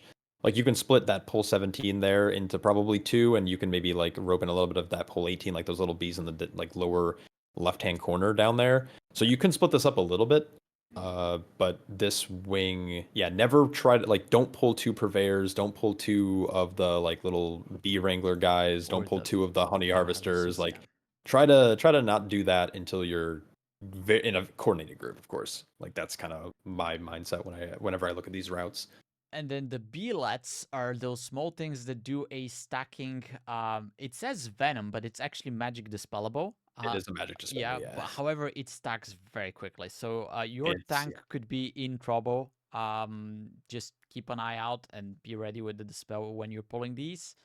Now, And notably, it is a slow. So if you have a way to remove slows like Blessing of Freedom or oh, Tiger's okay, Lust, you can use that on your tank as a pseudo dispel to remove it, yeah, which is kind of nice. yeah, and then the regular dispels also work. And So then yeah, that's of great. course, and then MD and stuff like that. And then one last thing I do want to mention just from like the tank's POV is the bees are the scariest mob in all of these pulls because they do a cast called Final Sting, which is when they're near death, Oh they're yeah, gonna try to it's a tank buster at the boss or at their target, which is the I guess the boss to them, but it's you, it's yeah. the tank. Uh, if there's more than a couple of these going off at once, you better be popping your biggest defensive because this will obliterate you. Yeah, that actually hurts a lot, and I guess you can DPS through them, but it's a very quick cast, right? So on higher You can kill them cases, before, yeah, like yeah, if you have coordinated stuns, you can get them down, but in a high enough key, like it kills the mob though when this goes off. So if your tank can live, you don't have yeah, to CC it. It's similar, kind of in like Arakara, those like the toxic yep, ruptures yep. when they hit 30. It's similar to that, except this damage isn't avoidable. It's gonna hit your tank. Okay. Let's talk about the B boss. I guess the biggest thing here is that the tank needs to be aware and stack the puddles like next to the wall so it doesn't like convolute the whole room. You Um, can. It depends on the tank, right? Because a BDK is going to have a much harder time doing that than a monk or a warrior or a yeah, DH, right? Like yeah. it I kind of guess depends. I was playing with DHs mainly, and they would just jump next to the Yeah, wall and little then pull meta back. guys. Yeah. Um, Oh, I wonder what tank's going to be meta next season. yeah, yeah, So yeah, you can do that. Also, what I would recommend for tanks that don't have as much mobility is you can simply kind of like make a line. Like you'll instead of running out every time, you're going to be that kind of that static position, and you're going to just kind of stutter step as you drop these marinades, and you're going to then kind of like walk out a little bit to make sure the bees aren't getting enraged. Because if they're standing in the pools, they get more damage, and I think they heal They too. heal. Yeah, they heal. So you definitely don't want to have them in the pools. Yeah. Other than that, just kill the barrels, and you'll be at the last boss. Actually, I do think that mostly healers shouldn't have to get on the B, but also if you're good with your CDs, you definitely have windows where you can get on a B to destroy the barrels. It's kind of a fun little gimmick, but the DPS mostly should, because the flittering wing mechanic does a fair bit of burst damage over 2 seconds. Yeah, it's a lot of damage. Also, if you get on a B and you aim it correctly, you can kill 2 barrels with 1 B too. So It's like partly RNG, partly luck, because they can spawn at like a. You can definitely get 2, but there are times where they'll spawn in an actual line and you can get all 3, which is super nice. Yeah. But either way, yeah, kill bees. Don't stand and poop, and big heal. This is actually this is probably the best fight in here in my opinion. It's not overwhelming. It has a fun little gimmicky mechanic, and there's some min-max stuff you can do, but honestly, it's just a hectic ad clee fight that are fun. That's fun for DPS and tanks. It's fun. And as long as you know the mechanics, because remember the first time we came here, people didn't know what's going on, so we just get overwhelmed by the ads and the swirlies, and we just died. I think it took me about 7 pulls to understand this. Like, not all of season 1, I had no idea how this fight worked, and then on PTR, I still didn't know how it worked for like literally like I think we were in here for like an hour, back when it was like super overtuned, and my group was like we were trying to figure out like how the bees and the barrels worked, and it's actually it's very easy once you know, but when you don't know, it's the weirdest fight. It's not intuitive, man. This is my problem with some of these dungeons. Like, you have no idea what's going on. Like the second boss in Dark Cleft, you have no idea what's going on there. You know, it's not intuitive, because usually when you see a mechanic, you're like, okay, even if it kills you, you kind of figure out what happened, and then the next time you see it, you can do something and react. With bosses like this, you have to like die 10 times until you actually start figuring things out. It's crazy. It's crazy. Yeah. It'd be really funny to watch like a brand new WoW player try to like dissect these fights for the first time. Yeah, that's gonna be that's gonna be cinema. Yeah. That'd be super engaging content. All right. So these guys, I guess, they're annoying, because once you kill one of them, the others get a buff and they heal to full. But that's that.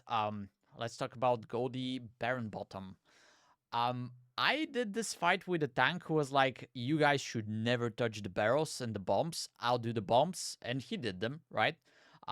So what was the pattern for that? Was it a 2-2? Was it a 2-1-1? Like, what did that look like when a tank was doing it? He would kill the first 2, and I guess he would tank the boss over here where the 101 basically stays. In like the middle of the room, right in front of the desk. And then there would always be 2 barrels where she starts, and like in this podium here, right? So he would always get 2 initially, and then there would be 2 more somewhere here that he would just use the other 2 frontals. So there's 3 frontals, and then there's 4 barrels, right?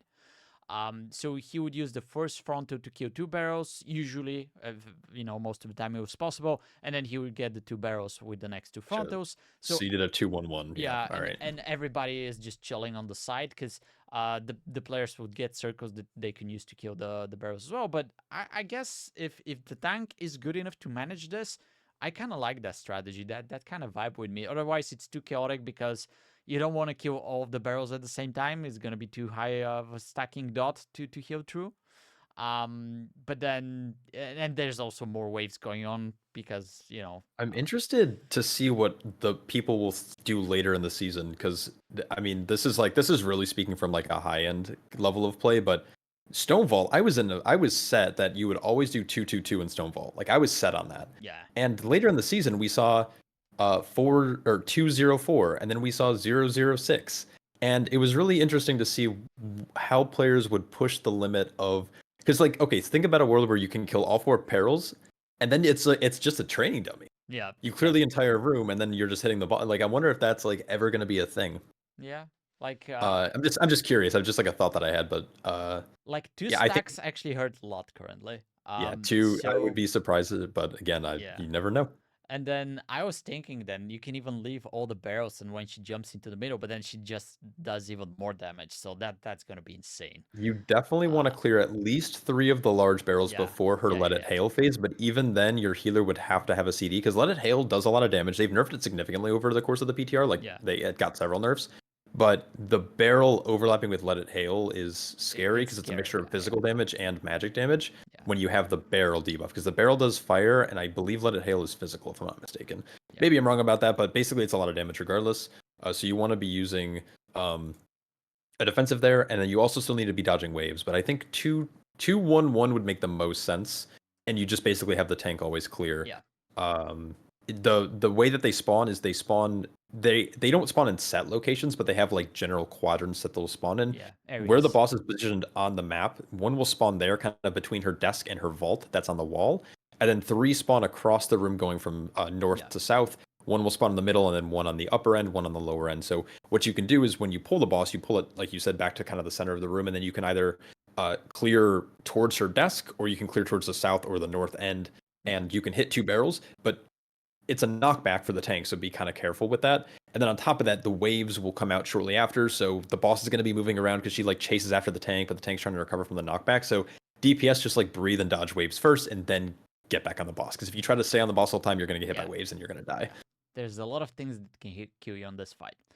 But It's okay. So it's a scary fight for sure. It's a scary fight. It's a fun fight, but it's also a hard fight. So we'll see how that shapes up. So really quick, do you think that players are going to prefer going? So in this route, you're going to the IPA first. Like you're going to go in the boss order of the dungeon journal. Do you think that players will do this, or do you think players will go to the B boss second? Because there's an argument to be made if you're lusting first boss pool. or first boss room. Yeah. Then lust comes up roughly when you're on either of the 2 bosses.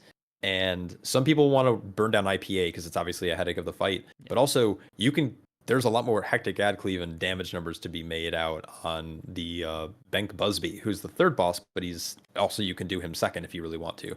Yeah. Do you think do you know if there's going to be a preference, and or what would your preference be as a healer? I don't know if there's gonna be a preference. I would assume that the boss with the ads is gonna be more annoying, so I would like to lose that. Because the Busby boss, I mean, the Flutterwing is annoying, but it's constant, like it's always there. So you have to figure out how to heal through it. And it shouldn't matter if you have lust or not, from a healer perspective, right? And then I don't think this boss will ever get so out of control that you like run out of space and things like that. So from the 2 bosses, I would probably lust the other one because it's much more annoying. Gotcha. Yeah, I mean, that's actually why I thought people would want to go up to because the key burnt potential is very high on that boss, because the boss heals and or gets basically a health absorb for 10% of their max health whenever an ad connects. The higher key you go, obviously the bigger a percent health will be, because it's percentage and it's not like a flat number. And it's also so I think lusting. So yeah.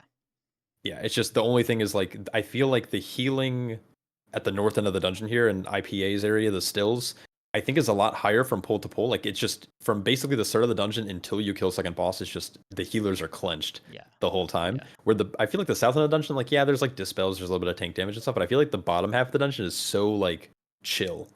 Yeah.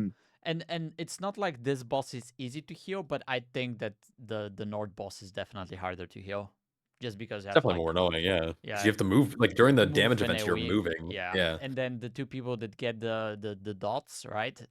That's, you have to you dispel one of them, but you have to actually spam the other person because it hits hard. So this is probably more intensive to heal too. So I would definitely like to have a lust for it. Yeah. Yeah. Cool. Okay. Let's go real quick. I know you guys have probably super enjoyed my very insightful contributions. It's been great this whole time. Yeah, but I got to step out for a bit, so I'm probably gonna miss the last half. Yeah, but Sha, I did want to say thanks for coming in. Wolvie, obviously, running the show. You can watch it later. Both. We'll try to wrap this up quickly because we've been here for a while now. But yeah, I have an issue when it comes to dungeon ranting. I could do this for 8 hours straight. So sorry if it's eating people's time. We should have probably people love it though, man. Episodes. I'm sure. Yeah, no, it's good. I wish I could stay for more, but I gotta hop out unfortunately. So, but thank you both. It was good seeing you for sure. You guys on this one. Yeah, of course. Cheers. Take care, bye. I'll catch you soon. Okay. So. Now, without the helpful contribution, let's go to Darkflame Cleft. Just for the record, Jay didn't do a lot of PTR testing, so he was like, I don't know what I'm gonna say there. Like, man, you can just ask. It's all questions. Good. Yeah, it's all good. Yeah. So this dungeon is also weird. Sorry, like on Keystone Guru, it doesn't include like the back half. Like you don't see any of the trash. Yeah. When you're done with the minecart event, so yeah, this one was a weird one to try to map out. It's more accurate in game using the MDT add-on, but This dungeon It'll get is a better. lot. Would you? So I know, obviously we've been doing this for a long time. Do you want to do you want me to talk about just like important, like the kind of the more important mobs instead of walking through the entire dungeon, or are we still good Yeah, to just keep doing? I mean, let's I'm good try either way. the more important. So if you have like cheese or insights or something that's really good, I let's have, talk about that. yeah, I But typed up a bunch of notes on like what to really point out, but I didn't yeah, know like kind of the style of how you wanted the kind yeah, of yeah. podcast to go. I mean, I didn't know So either, but since this is taking a while, let's try to focus only on the more yeah, after the important stuff. Mechagon, I was like, oh my god, we spent Yeah, like an hour in Mechagon. yeah. Well, Okay. we did talk about other stuff before that, but yeah, Yeah, let's for try to sure. focus on the more important stuff. So I guess really so for me, this is from my testing, and obviously you probably tested this a bit. They've made a lot of changes to this dungeon. The first big Yeah, thing is the overpowering roar is burst damage from these first kind of overseers. There's a handful of them in this first area. You can pull more, you can pull less. But that damage basically it gives every mob haste, but it also does a yep, burst of damage. So you kind of want to prepare for that, and you're gonna want to top people up afterwards almost immediately. yep. So that's something to kind of look out for. There's also this dungeon. I feel so bad for healers this in this dungeon in particular because there's a lot of these like little Wicklater caster guys, and they spam bolts. Doesn't matter how many times you kick them. Keep They're gonna going. keep spamming. Yep. They're gonna just keep spamming and spamming and spamming. And the thing is, you're gonna run out of heals as a defense, as a healer. You're gonna run out of externals to give people, and you're going to feel bad as a healer because people are gonna die. But there's like nothing you can do. You're even like I've played with some really good DPS and healers. They run out of everything, and we just die. And it's like we don't know what to do, and it's kind of like a helpless pull. I hope Blizzard maybe changes the spell cadence or at least the amount of damage it does, because even with like full melee groups, full kicks, lusting, like these packs suck. Yeah, and Like even this more whole so, this whole they area. put this debuff on people that you have to dispel. It's like a dot. So it Hmm. doesn't sound scary, but that's another global. Like you're spamming people, you're trying to keep them alive, and now you have to spare a global for the spell, otherwise they're taking even more damage. So yeah, it's really crazy. So It's a especially lot. yeah, especially on hierarchies, those are gonna be scary. I guess you can try to like I don't know if because you pull all of this together, but maybe you can like split those two in the So beginning. what I do personally is I do the first pull kind of by itself, basically up until the first overseer, and then I don't Yeah. chain the overseer in until he's done 2 of his stomps. So this only really works on higher keys, and lower keys you can just do 1 stomp because he'll die probably beforehand. Yeah. The problem with the overseer is that they also do this giant knockback, which can send ads flying, and when you have casters in the pull, like the next pull that you're going to see, it's just it They can just go stay south there. really quickly. Yeah. So that's why I don't recommend pulling all of this stuff together, even though it just will feel better for cooldowns. But once you kind of get into the dungeon a little bit, you can definitely that first pull is just lethal. So like Yeah. I recommend lusting it. You can chain it all together if you want with CDs, but again, if the stomp goes off, it can send all the mobs in different directions, and then they're casting from 40 yards away in either. And it's rough. Like the start of this dungeon sucks. Yeah. I will say this though, the rest of the dungeon is actually really good. And it's very hard to move these. Like you interrupt them, they can make like a step, and then they keep casting. And then they right? start casting So again, and then the other guys are sharpshooters, so they yeah. just spam throw rock. You Yeah. can't kick them. So if you don't have like it's death very grip, annoying. yeah, Yeah, this is very annoying. bring back Shining Force All right. from Yeah. priests. Okay. I will So say once really quick, the Mhm. little laborers, the little like non-elite mobs in this first area too. This is like one of the only dungeon, not I shouldn't say only dungeon, but this is a dungeon where not only is there a ton of healing that's required on your group as a healer, but the tank's just getting slammed with bleeds. yeah. So you need to keep an eye on the tank in this area when those laborers are present. But Yeah. anyways, we can move into like this next boss area. And I guess Or the boss. you have them on the boss as well. You know the same. Yeah, a lot laborers of with the bleed bleeds. damage.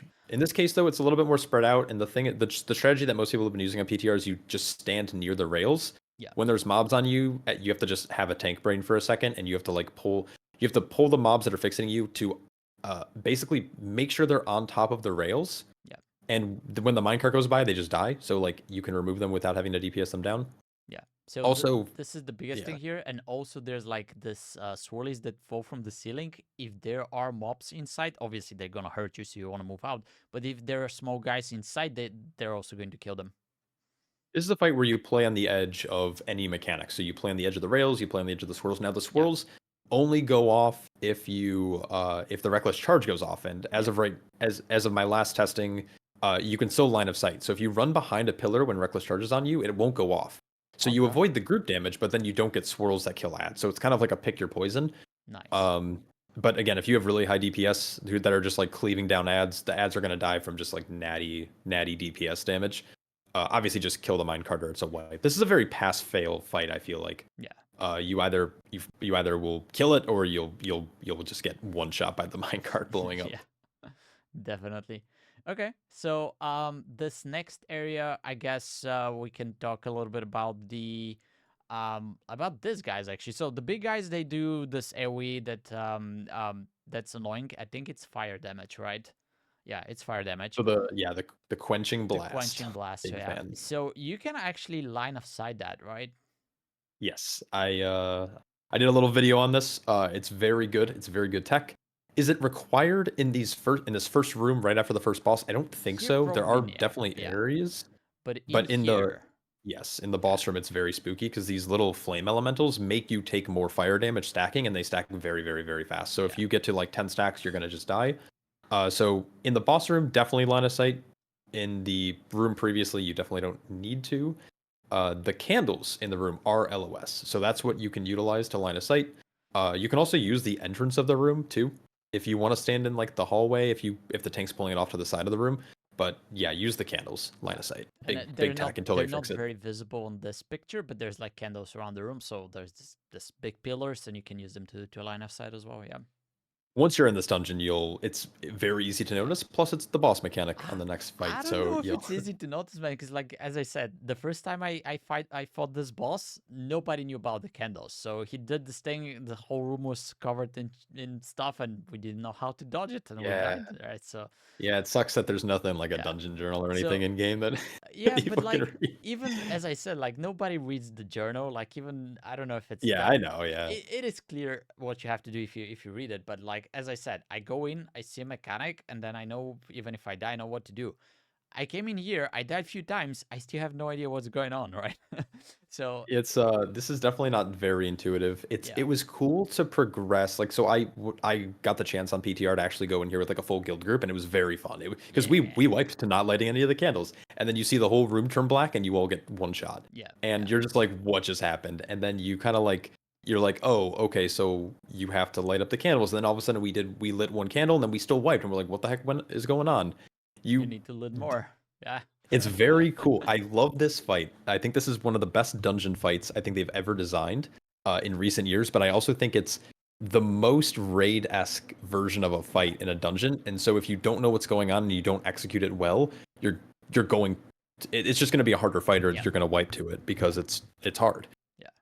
Okay, so I like what you said. This is basically a raid fight, but like once you run, you learn how it works and you do the mechanics correctly, it's actually not that bad. But it's very counterintuitive in the beginning because you get targeted by those swirlies and then you have to run at the edge of the room to light up the candles. Like it makes no sense initially, but after that, I think it's not that bad. They fixed a lot of the bad things because the boss has like a small pushback, and he would instantly kill everybody if he pushes back the tank. That was on the PR. They fixed it. So yeah, it's much thank God better, they fixed it. So yeah. They also there's a not that weird scary anymore. okay, so like his hitbox, there's a little dip under the boss, and so you can stand in that like as a tank, and it won't knock you back because it's not horizontal, it's not vertical either, it's like a slant, and so it resists pushback. So that's kind of an interesting little tech that tanks can do if they don't want to get pushed back on this fight. Also, basically, rule of thumb as a quick breakdown for this fight is you want to light as many candles as you possibly can when you have the wick lighter barrage on you, so when those swirls are chasing you. But then when you have the winds that are like the arrows over your head, you only want to extinguish one. Yep. You want to extinguish as little as possible. What I had often in PTR, even when I didn't know the players, is the healer would generally do it. They would just be out like near a candle, and they would be the one doing it, and then everyone else would just send their winds between. But it's better to be safe than sorry, and in a pug group, I wouldn't trust other people to put out the candle. So like, I would still try to extinguish it, but if you're really optimizing the damage intake of your group, just try to hit one. And that's the thing. I was lucky on the PTR to go into a group, like it was not a guild group, but these guys just wanted to learn the fight. We probably wiped like, I don't know, 12 times or something. And every time we were like, oh, maybe we need to light more. Oh, we don't need to extinguish all of them. You know, it was things like that. That's the best part about PTR is when you have people who are just like nerding out and like wanting to actually figure out the mechanics instead of being like, oh, we wiped, all right, I'm hurting. And that was a lot of fun because we were basically progging a raid fight, and we progged it and we killed it after like 15 attempts or something. And it felt really good, I It bet. I felt bet good, you yeah, were, but yeah. like that should not happen in Mythic Plus, man. This is a timed environment. Anyways, that's just, hopefully it's much better nowadays. There's also like we have some guides that you can look into that fight because you need some help the first time you see it. But other than that, I guess we can move on to the next part. Um, Something to mention about the mini bosses, maybe. Um, Uh, I guess really quick, the first room, or like the one before that, it's a bunch of non-elites that just spam bolts right when you Yep. enter.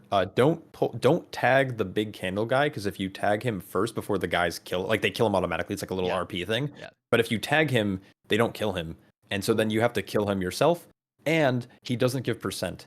So it's a waste of time. So don't do that. Just walk into the room, let them start their casts, and then tag them. If everyone runs through, you can actually like line of sight in the next area near the mini bosses. There's enough room where you can like go in and like line of sight, and you won't actually pull the mini bosses. So that's something you could do, or you just kill them in that room. They're just kind of awkwardly spread out, and it's hard to group them.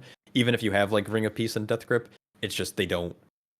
Look how many there's like 12 of them, right? So it's just annoying. Okay. The mini bosses, though, the next pull is like you can't really do anything with this in terms of like you can't pull more onto it. These mini bosses are really annoying. One does a stun lock on a player. The other one then will face a frontal at said player. Now, the unique thing that tanks can do is that they can actually turn the mini boss around, or like the player around that has the guy in the headlock, and then the frontal won't hit them. So it's kind of on the tank to make sure your party member's not taking damage. Okay, yeah, and then it's annoying for healers as well. This guy you need to interrupt a lot as well, and Yep, then he has a lot of kicks. yeah, there's swirlies on the ground as usual. The guys who is headlocked, you have to heal and spam them up. So yeah, but I guess there's no any kinds of tricks or cheese that we've discovered yet for this specific pool. No, not necessarily like cheeses, but you definitely want to like keep the mini bosses a little spread, but not too spread, so your tank can actually make sure that people who are stunned aren't getting obliterated. Because that ceaseless flame, it stuns you before the damage happens, so DPS players can't use defensives in most cases, right? You have things like Bark Skin that can be used while stunned, but most of the time, DPS players will have to like pre DR, which isn't effective. Yeah. So yeah, very annoying pull. Okay. What can we say about the Kendo King? He summons a lot of statues, and you just kill as many of those statues as you can because they're doing a ticking damage. Not much else to say, at least on my end. It's hard to heal. Yeah. It's a tough fight. This fight, I really like the fight, but I like it in a coordinated group because the statues spawn near players. So smart groups will stand near the tank or stand near melee, and then they spawn kind of clumped up, and then you can kind of like rotate around the room pretty effectively. But what happens is range get to the top of the stairs, and they're like, I'm just gonna plant here because I don't have to move. And then you have statues or like the wax molds that are like really far out. Yeah. And so the idea is that you want the pickaxe will destroy one, and then you'll have the other four you need to destroy with the three circles. So you want to stand near them, and you want to be able to hit more than one, ideally with each circle. And so when you spawn them very far apart, the fight's going to get out of hand really quickly. So the best tip that I can really give is be in melee and then move as a group around the room. Yep. And also that's you a can good be tip. like, I don't know, you can like use your head a little bit. Like if you see that one wax mold is far out and then the rest are kind of clumped up, use the pickaxe on the one that's far away. Don't do the one that's most convenient for you, because that decision will hurt you later down the road for your healer. Yeah, common sense. I see you like, who yeah, does that, it's, you know? yeah. I can see the healer pain in your eyes. You're just like, yeah. No, like, because the first time we killed it, at the end, I don't know how many statues were there at the end, but like 2 people died, and I was like struggling. I think I even died at the end, and like the tank finished the boss, and I was like, but that was so much pain. Yeah, so I can see just this happening way too many times during the season, but let's hope I'm wrong. Yeah, and then the kick too. Always, you need a two yeah. kick rotation basically for two. If you get feared, it's GG. Like if that kick goes off, I don't even know what to do, because it fears you right before the candles explode, and you're gonna get feared away from the boss, which probably is pushing you away from the statue. So none of them get broken, which means you then have, let's say, 9 in the next set instead of 5, and your healer's just gonna fall behind. Exactly. So stay near melee. That's the tip. That's all I can say. And use your kicks. All right. And use kicks, yeah. The card is there. Like, they didn't remove it. People were calling out for it, but it's still gonna be in the game. I am a cart enjoyer, so I don't have any issues with this minigame, but I know that I'm not in the majority. heavier set of the Yeah. pod. I'm not in the majority. I'm definitely someone who I think Blizzard has done their best to make this as least painful as possible compared to like other RP. Like I think back to things like Spire of Ascension, where you were forced to click on a stupid like angel that carries you for 40 seconds where you're not doing anything. That is the worst version of RP. This is like a little mini game that's fairly set. There's 2 paths. You have to collect candles, which is fine, but the thing is, like, the candles now, with how many they've added to this area, you don't need to run far away to get candles. They're right next to the cart. Yep. And then the cart now stops when you're in combat. So you do a big pull, the cart stops, you have a candle next to you, so it doesn't matter. And then once you kill it, it's booking it. Like, you have to run at full speed, and sometimes even have a movement speed increase to keep up with this cart. You can do this whole area in 2 pulls. You can do the whole area in 4 pulls. There's some tech you can do as a tank if you're comfortable and you're fairly coordinated, where you can run ahead. You can pick up a candle so you're not affected by the darkness, and you can pull everything, and then you can pull it back to the cart. And so you could do this whole area like very fast, and then it flies through to the end. I'll take so there's your like word for it, because when I did it on the PTR, I don't know, the card was bugged, but like it wouldn't stop when we were in combat. Sometimes it would speed up when we were in combat, so that was very annoying. But I think they fixed that part. So that might be a bug. There's also depending on how long ago, like it was still moving, but like it would move at a slowed pace. But what they've done is now if you're like in combat and in a pull, it stops completely if there's mobs like inside the circle. So it's not as punishing for casters, because that was kind of annoying, is like your casters had to constantly be moving to stay within the cart to do damage. So I think they've, without removing it, because I don't really know what they would have done if they removed it, because it would have just been like an extra hallway, which arguably is more boring. So I don't know. I like this mini game isn't that bad. You can do it in 4 pulls. You can do it in 5 pulls. You can do it in 2 pulls. And then the one thing I do hate when you have to get into the minecart and like the darkness is chasing you, like, is that's set RP that you can't speed up or slow down. This is dumb. Yeah, it's annoying. It's bad. I think I don't know if they fixed that or if it's a bug, but like you go in there, you have to throw dynamite at the boss. When I was on the PTR, it didn't matter how you're throwing the dynamite. As long as you were pressing the button, you can like throw it into the side to the walls, it would still damage the boss. So at least that was kind of like positive for me, because I don't want to be doing this mini game, man. It's having to annoying. like target and because he like speeds up and slows down based on his health, because the idea is that this damage matters, because if no one threw dynamite, the last boss fight's going to be I mean you're now doing 20%. You have to do I mean it's almost like 40% more of the boss's health, because the boss dies at like 50% or 45% or whatever it is. And so the dynamite matters, but it doesn't matter because all you have to do is throw it, and you can throw it anywhere. And there's like I don't know if it's a bug, but you can do so. Yeah, and he'll slow down. Like once he starts taking enough, he'll slow down. Like, and then I think you can get him as low as like 80 or 81%. So basically, the final boss fight is 80 to 40 or 80 to 45 or whatever. I forgot the numbers. But this part sucks because it's controlled set RP, and like that's the biggest gripe I have with dungeons, is when they're like, it's same thing with Theater of Pain, flying down into the dungeon. I hate that. I hate that I can't speed that up or slow it down or whatever it is.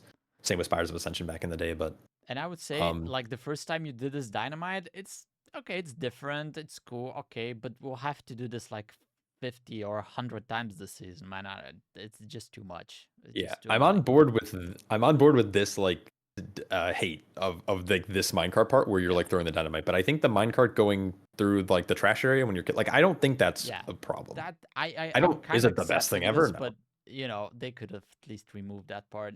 Anyways. Yeah, it's fine. The last trash area though does have the mobs that you're seeing in this minecart area. These slap your tank. Like, you need to heal your tank here. They have the worms have a stacking debuff called Creeping Shadow. It does insane shadow damage, basically, and it just keeps stacking. There's no way for a tank to drop it without kiting, and you can't kite it realistically in this area. And any dead mobs nearby make it do 10% more damage stacking. So the danger about doing big pulls in this area is if a lot of them die right underneath the minecart and your tank can't kite, they're going to die to Creeping Shadow. So there's like a weird mini game you have to play in here of keeping your tank alive and kiting and making sure you're not going too high on stacks. Yeah, you have to be very careful, because this stacks very quickly too, I think. So like, you should focus down corridor creepers for sure. And then it's the same in the last trash area. It's very easy for your tank to get into trouble in these pools. Yes. I don't know if Dwarf removes it. I don't play Dwarf, so I don't know, but I'm sure Dwarf is good. In the last boss area, like right before you pull the last boss, you can definitely kite them out because there's no darkness that you have to be Yeah. scared of. But in this minecart event, you do need to be a little worried about the corridor creepers. Okay. And then any tips for the last boss? So one thing that that was really annoying is that you have to maintain the candle pretty much as you're doing with the Minecraft. But when he does, is it the Shadow Blast? Is that the big mechanic that does the AoE? The Shadow Blast is the circle No, around a that's the player. circle. Never mind. The Eternal Darkness is the giant erupting it's AoE. not here, yeah. So the Eternal Darkness depletes the candle, and I don't know if they changed it, but on the PTR, it would do so much damage to the candle that you basically needed to have somebody ready to go in and recharge the candle once he starts doing that pulsing AoE. Otherwise, it would deplete the candle, and if that happens, it's pretty much game over because you get like you get feared and you have 99% reduced healing and damage done. So yeah, it's very problematic if you weren't prepared for that. I do have tech, or not tech, but I have a strategy for it. I think that any player who gets targeted by the circle around them, the Shadow Blast, which is generally going to be a DPS player, it can target healers, but generally it's CPS. Whenever you're running out, you should be grabbing a candle. So basically, Shadow Blast, you should go out and run out and grab a candle. And then during the Umbral Slash, which is the frontal that targets the candle, the tank should move it, but the healer should go and grab another candle because there's no damage events going on. And then during Eternal Darkness, that's when the tank should use a defensive and run out when the cast begins to grab a new candle to run back while the healer is keeping everyone alive. Okay. And so basically it's DPS, healer, tank, and that's the rotation. There's some optimizations you can do by like making sure the candle's in a specific position that has the least amount of runtime.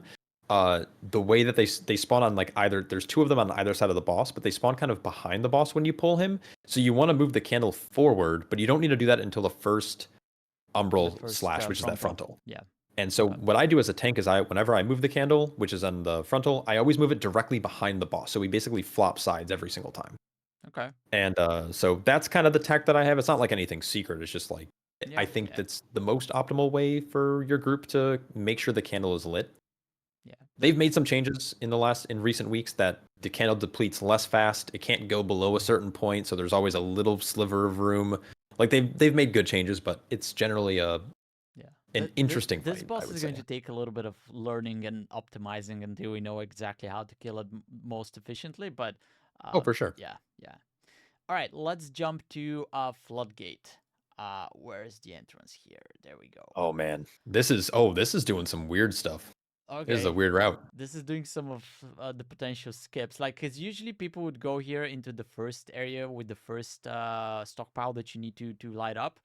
But I've also run some runs. I know you know those routes, but I've run some runs on the PTR where we would just go through the hill here and go and pull the boss first. So there's some cool stuff that you can do there. There was a strat where you could get onto the first boss in the first pull of the dungeon, but they've changed it. They've made it so they've increased the social radius of the Shredinators, which means that they will get chain pulled if you try to do that strat. So that's no longer really a good option. I think this route is forcing a third Blood Warper, which I think is a mistake. I think those Blood Warpers in that first pull, like that's a no-no in my opinion. I think the best strategy personally, especially for like week 1 players or new players or tanks, go to the first stockpile to that right side. Right here. Where it says like pull 9. Yeah. I think there's 2 ways you can do this. You can kind of run in front and you can pull like the drones that are patrolling out in front and you can like go up the stairs. Or you can kind of sneak behind just north of that Shredinator that's not highlighted. Yep. You can run in between that Shredinator and those packs on the bridge. There's enough room to go through. And you can actually kind of go like behind, if that makes sense. Or the 9. And like, so do you see the 5-pack that's just above 9? Yep. Here. So you can pull that in. And those mobs don't do anything, so they're like free count basically, and you can get a really big lust on first pull on a Shredinator, which while they aren't as deadly as the Blood Warpers, they still kind of are annoying, right? Because they have like those blades you have to dodge, and a lot of players die to that thing all the time because they're just not used to it. They're less annoying, but they're still scary. They also have the frontal, so yeah, they're not the easiest mobs, but nothing compared to the Blood Warpers. Yeah, so you can have some pretty big pull potential in here. I think going to that stockpile just makes sense because having to backtrack up to that stockpile later on in the Yeah. dungeon just feels weird. Yeah. And then you have to like hope that the time. So there's like some patrols between pull 9 and pull 10. There's some crocs as well as some drones down in the water there. Those mobs patrol around. And so going from like the stockpile and trying to go up to second boss, it's just Yeah. I just don't think it's efficient in my This is personal probably going experience. to be a very advanced route, and it's probably not going to be exactly this route. So just keep that in mind. Mm. Usually you go here first, and then you're gonna go to the first boss and kill that. Yes. So I guess I don't know if you want to pull this up. I'm gonna just send this to you. This is my route. That it's not the route that I'm gonna probably run with like my group, but this is a route that I've put together that doesn't have the skip. Again, I think the one that you had on screen was a little bit more advanced. So this is probably what you're gonna see to be a little bit more universal, where people just kind of go into this first pull. They grab some drones. These loader bots are no longer loader bots anymore. They're now just the contractors, and contractors all they do is they melee. So this is a very good pull to pull into the Shreddinator to get Lust going. Yeah. And then you can jump down right into that third pull, which is right next to the second stockpile. And then you just kind of go right up to the third boss by holding W. So you just go up each set of staircases. Yeah. I will say that the Blood Warpers are very dangerous, but Yeah, they do remove. a So in lot that of pull damage. 6, Yeah, there was I don't know if you one see that pull here. 6. Yeah. That doesn't exist anymore. They removed it. I was Thank the there Lord. the other day just doing my playthrough profiles, and I was like, wasn't there like a Blood Warper here? What is going Yeah. on? I was in the same boat. I was in here on my like shaman. I was actually farsighting through the dungeon to like just kind of like I was trying to plan more like unique routes for my group that I plan on like pushing with. And I was like, why is there no Blood Warper here? And I was like, okay, maybe it's because I'm on normal difficulty. So then I went on PTR and they removed it. So it's very good. Rejoice. Rejoice, yeah. So they've removed a lot of the more annoying trash in the starting area. Blood Warpers have been removed. They've removed a lot of the inspectors, which are ones that do like the little frontals. They teleport behind players and they do a frontal. They've removed those. So a lot of these pulls are very tame now. But you're going to kind of hold W up to the first boss. But the one thing that they did is they moved the stockpile. In that pull 7, there's like that little box, the little hexagon box you see there. That no longer is there. It's actually up even further. Like if you go down a little bit, it's up way up there in pull 11. You have to pull that Blood Warper now. Yeah. Yeah, it's All right, so you still have to pull a Blood Warper, it's just up here. You do, but they also made the pull easier because they removed one of the drones. So like the drone doesn't exist anymore, so like it's a little bit better. Also, they nerfed the damage of Blood Warp by 25%, so it's like not as bad, but that's a very intense healer pull. Yeah. So because it's not only damage, but it's a very big absorb. So you have to heal through an absorb and keep people topped off. So it's just, oh man, Spirit Link, pray. Spirit Link, pray, yeah, and everything you have, the kitchen sink. Basically. Right. Anything to mention about the first boss? I mean, it's pretty straightforward mechanics. Obviously, you want to kill the ads, but hold your CDs because he gets increased damage once he goes into the transition and does the AoE. Any specific cheeses or mechanics?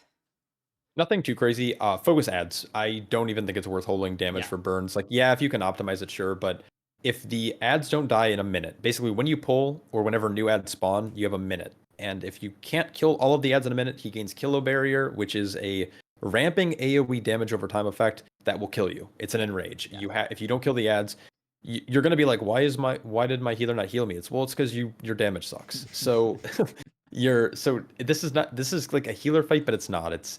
I think if the DPS are good enough, this fight's fairly tame for a healer. Like the little intermission burn, there's a good bit of damage, but overall, if you can kill the ads within a minute every time, you're good. If you can't, you better start good luck pumping. Yeah, good luck. It's very pass fail. Okay. Which is good and it's bad, so nothing too crazy. I guess you take the parachute here just to go across the river. Then there's a double Shreddinator pool here. That's still a thing. You just have to deal with it. I guess not much to say here. So the Shreddinators, they slowed down the cast time. They also decreased the damage it does and the tick rate. And the frontals, the flamethrowers always target the tank, so the tank should bait it away from your group, and then your players don't have to worry about frontals. So if you're a tank or someone who knows a tank who's watching this, then tell them to face away. It might have been a bug, but on one of the runs on the PTR, we somehow managed to pull just one of them. They were originally not linked, but I think in a recent change they are now linked. Also, I don't know if I it makes believe sense to yeah, just that's not pull true. one of them because then you have to pull the other. So it's yeah. It's good count, and I think once people understand like when they should be moving from the saw blades by paying Yeah. attention to that Shredinator cast, I It, think this it's this not pull that is scary. super. There's almost no like all the damage is avoidable, and if you're a ranged player, all you have to do is sidestep once every like 30 seconds, and that's it. Yeah. It's a little bit more hectic with the flamethrower's melee because it rotates around, but it only has like a 15-yard range. So if you're in range, you're not worried about moving. Yeah. So it's good count. You might. I don't know if they're linked still. You used to be able to taunt either the left or right, and it would pull out. But again, it's just more efficient to pull more than one at a time, as long as you know how to dodge. All right, let's talk about the second boss. I think this one is also pretty straightforward. Like once you know the mechanics and you know what to do, um, I I, I guess tanking the boss next to it doesn't matter where he spawns the bombs, right? It doesn't matter where you tank him. It does actually, which is kind of interesting. Is that you don't have to, but the thing is, you either have pressure on the tank to make sure the boss is in line with the charge. Obviously, like Yeah. other DPS players are getting targeted with charge as well. But if your tank positions Bront correctly, you don't have to dispel on the bombs, and so your healer can dispel immediately, and then that is removed. And I shouldn't say removed from the fight because it still does a little bit of damage. You might still need one depending on how the bombs actually spawn. But if you as a tank pull Bront to like the largest clump of bombs right as they spawn, you're basically you're making sure that the first charge will at least hit 2 or whatever how many bombs that are in line. And you're less reliant on your DPS to be focusing on the bombs at all times, and then less focus on the healer having to like keep track of which player's moving to each bomb and getting the dispel at the appropriate time. So the tank can do it. Of course, you lose a little bit of cleave damage because you have to pull Bront away from Kiza a little bit. But overall, I think the tank actually has a little bit more control in this fight, which I really like. Okay, yeah, that's a good tip. You know, we don't think about us as healers on this regard, but yeah. So I guess that's the thing. I Yeah, think the rest is just yeah. pretty straightforward. Trying to make the healer's job easier because this fight isn't like it's probably the least healing intensive, but the dispel does so much damage. Yeah. But you can't dispel it immediately. Like it's not a reactionary dispel. It's a okay, have I have to to wait see for the them. player who has it, and then I have to watch them move to a bomb before I can dispel. And if they're not moving, it's like okay, now I have to make a decision: do I dispel them to keep them alive, or do I have to wait? Because if I dispel them now and I don't clear all the bombs, then we're gonna wipe anyway. So it's like it's yeah. As a tank, I try to like keep the healer in mind when fights are like this. Not a crazy fight, but it's spot healing and dispel management. This fight basically ends up being. Just doing the mechanics correctly. Yeah. All right. I guess we can just jump to Swamp Face. The biggest thing that people are saying here is just before the fight starts, you know, type in chat, we're gonna move to the left or we're gonna dodge to the right, so everybody knows. But the funny thing is, that's what happened in one of my PTR runs. You know, we said we're dodging left, so he spawns the fronto, everybody goes left, and the guy who was connected to me, he just runs right, and I got snapped into the fronto and I died. So yeah, people play upside down. yeah, Confirmed. I don't know. Maybe he was in like Australia or something playing upside down. Yeah, No maybe. offense. I Yeah, actually play with a lot of big Australians, but yeah. Damn Australians. Yeah, but I guess other than that, it's just a lot of damage. Like this guy does a lot of damage, so healers be prepared. And again, there's a lot of waves and a lot of swirlies that you need to dodge. This time you're connected to somebody too. It doesn't make it much easier. So it's gonna be like a good healing check. Other than that, I don't think there's much to say about this fight. The only thing I have is during Awake in the Swamp. It's when he spawns the roots, and then those roots will spawn waves. You want to position yourself where your camera is facing as many, if not all of where the waves are going to spawn from, so you can like plan out your movement. If you have waves coming from behind you that you can't see, you're expecting your reaction time to be like top notch. And we're WoW gamers, we're all old. Just face face the waves, and so you can sidestep things properly. I see a lot of players who are like under the boss and like facing only one direction, so they just get clipped by waves because they just don't see it coming from behind them. They have made a change in this last build where they made them spawn a little bit further out from players. I haven't tested Swamp Face since they made that change, so I don't know how like better it is. But that's when players should use a defensive. The rest of the fight is a healer check. Yeah. I haven't on the checked Awaken it the Swamp, too, it's burst but damage. in the past we had like some of the waves would basically spawn on top of the boss, on top of players. So I would assume right under the boss. It's gonna be much better here. Yeah. It was hard to see, and you can't move the boss during that time as a tank, so like you can't like there's no take agency here. It's basically The tank just needs to live the tank buster, which isn't super like it hits hard, but like that's it. Like you take that damage and you're not taking periodic damage because you're not linked to anyone. You don't have the razor vines on you. Yeah. So it's really just live the tank buster and you're fine. It's a healer check, so it'll be rough. Then another healer check, I guess, with bubbles. I hear they nerfed this guy again, so maybe They nerfed him a lot. Yeah, the dot it's lasts. manageable. They nerfed them. Yeah, it's like 40% nerf on the dots per like uptime. Like they nerfed it from 10 to 6. They also nerfed the damage it does. They nerfed the damage of the the bubbles on the ground, so your tank can soak more of them to clear the room. This guy shouldn't. I don't want to jinx myself. He shouldn't be as bad. They keep nerfing him. I hope they maybe make him a little better. But even the last time I was on PTR, it wasn't bad. But I haven't tested since the most recent nerfs, and those recent nerfs like gutted him. Like they took a hammer to this guy. So he's more of just like a beefy single target trash pull you have to get through now. Is the way I'm gonna see this, but. I'm so weird. This pull's so weird. Yeah, this pull's so weird because if you tank him on the bridge, the frontal can kind of block people off really easily. Yeah. But if you try to pull him back to a more open space, there's like those construction worker dudes up in the right hand corner, and those can get pulled pretty easily. And if those get pulled, you're gonna die because what they do is they spam nail gun, which roots players. Yeah. So I recommend taking him on the bridge, even though it's a little bit more uncomfortable. Yeah, pulling him back, I've only seen lead to disaster. Yeah. Okay. But hopefully, from what we hear, he's gonna be easier now. I'm hoping he's not bad. But I guess we'll see. nothing much to mention here until we get to the jump starters. No, you're gonna be able to do a big pull. Oh, the jump starter guy though. There's one that's sleeping next to pull 20 there. Don't go near him. If you pull him, you'll wipe. Yeah, he's right there. Okay. Yeah, he's Never like seen he's that like guy. yeah, he's asleep. So most groups pull him, but I've also seen people like not notice him because he looks just like a pile of trash because that's what they look like. Like that's their whole thing. And so people walk too close and they pull him, or they like accidentally. At the very end of a pull, I had a frost mage send a frozen orb right as the pull died, so it went into that mob and it pulled him. So yeah, just be careful. This is very funny because I've never seen him on my runs, and I was pugging everything, so it's very unlikely that I'm surprised we never managed to pull him. He's sleeping there. They're not worth pulling. They come later on. Just basically all the trash here are just kick casts and dodge the frontals. These pulls are so easy. That's it. The only thing I'll say is that those caster mobs apply a dot that stuns people, so healers need to be active with dispels. Yeah. That's like the only thing I'll say. Yeah, that kind of goes for granted. And then at the end, you have to do a double jump starter pull. Oh, so fuck that pull. Yeah. it's very annoying because guess what? AoE and a lot of swirlies on the ground to dodge. So good luck, healers. And it's annoying to have one of these, and now you have two. So yeah, on higher keys, that's gonna be, I don't want to say a lost pool, but like I would rather lose this than the boss on the keys that I did.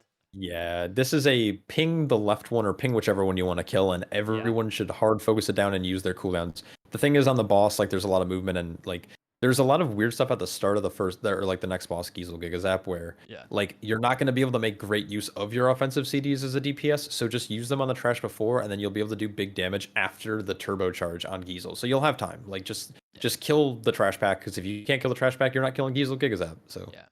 And the Giesel Gigazap, guess what? There's like frontals that you need to constantly dodge, AoE damage, and you have to heal. This is a healer's nightmare. I feel bad. I love Floodgate as a dungeon, but this is the dungeon that I'm just most scared to try to pug. Yeah. Because I think the average healer, and it's not that the healer could be decent or good, but like this dungeon just has such a high skill check for healers across the entire dungeon, from like large trash pulls to big blood warpers to dispel management on tanks to like three really difficult boss fights. Big Mama has a lot of healing if your DPS aren't good enough, or even when you don't have good DPS. Swamp Face is a headache, and then this guy, and on top of that, you throw these jump starters in there just to like put icing on the cake, and it's like, holy cow, man. Healers are gonna be on freaking a watch list after these. At least on Big Mama, you can just stay there and heal, and everything else you have to be moving at the same time. Exactly. Yeah. Exactly. So Giesel, they did just hit him with a couple of nerfs. They nerfed turbocharge, so like the start of the fight isn't as crazy. That was kind of a problem with this fight. Is like you'd instantly have to heal. Like it would just turbocharge, boom. Like first 3 seconds of the fight, you gotta start pumping as a healer, and you're dodging lines. Yeah, and I guess one thing that was problematic for my puck tanks, his tank buster actually knocks back, and you can get knocked off the platform, right? Yes, you can. Yep. It's a rite of passage, by the way. You have to get knocked off on your first attempt in here. Yeah. If you're a tank, get knocked into the water. It's fun. So I Go guess for a swing. that's at least one thing for tanks to watch for. Okay. I guess we can just jump to the next dungeon, which is going to be Priory of the Sacred Flame. I think this is last but not least, right? This is the last one, or We have is Rookery there? as well. Yeah. Oh, the Rookery. All right, Oh my that god. one's easy. That one's Yeah, quick. yeah, that's gonna be quick. All right, so I guess there's a lot to be said. Wait, I'm on the wrong place. So this is where it starts. There's few things to be said about this place. So there are some annoying mobs that you need to interrupt at the start. You need to stun. There's nasty bleeds. I guess that's it is what it is, right? So the funny thing about the first part of the dungeon, I guess, is how the first boss works and how you pull away the lieutenants, and you fight the different mini bosses. So I don't know where we start here. So this guy, he just does a lot of AoE with the thunderclaps, right? Yeah, And then for he the most part. summons He summons chainmail. Chainmail, so it's that one Yeah. there. Yeah. So this guy, I guess, is very annoying because I don't know, people just don't know it. But the lunging strike is he just at least on the PTR, it was not clear who he's targeting. It's an But instant cast spell that targets anyone. no, it's not instant. Like on the PTR, there was like a short channel before he starts, right? So it was 2 or 3 seconds. Actually, let's see. Maybe it says it here. Why is it not letting me pick him there? This is Let me annoying. look, because I There we go. maybe I'm not paying attention because I just like I'm a tank and I don't really care about Okay, it. I guess it does have a short cast, but it applies a bleed that lasts for 18 seconds. Yeah, but like, so it's kind of like he jumps to the target, right? And Yes, yeah, at he jumps to least the when I target for fought sure. him, I could see him start channeling this for like a couple of seconds, and then he jumps and does the bleed. But if you see him channeling and you pre-move, he actually misses, and there's no dot, right?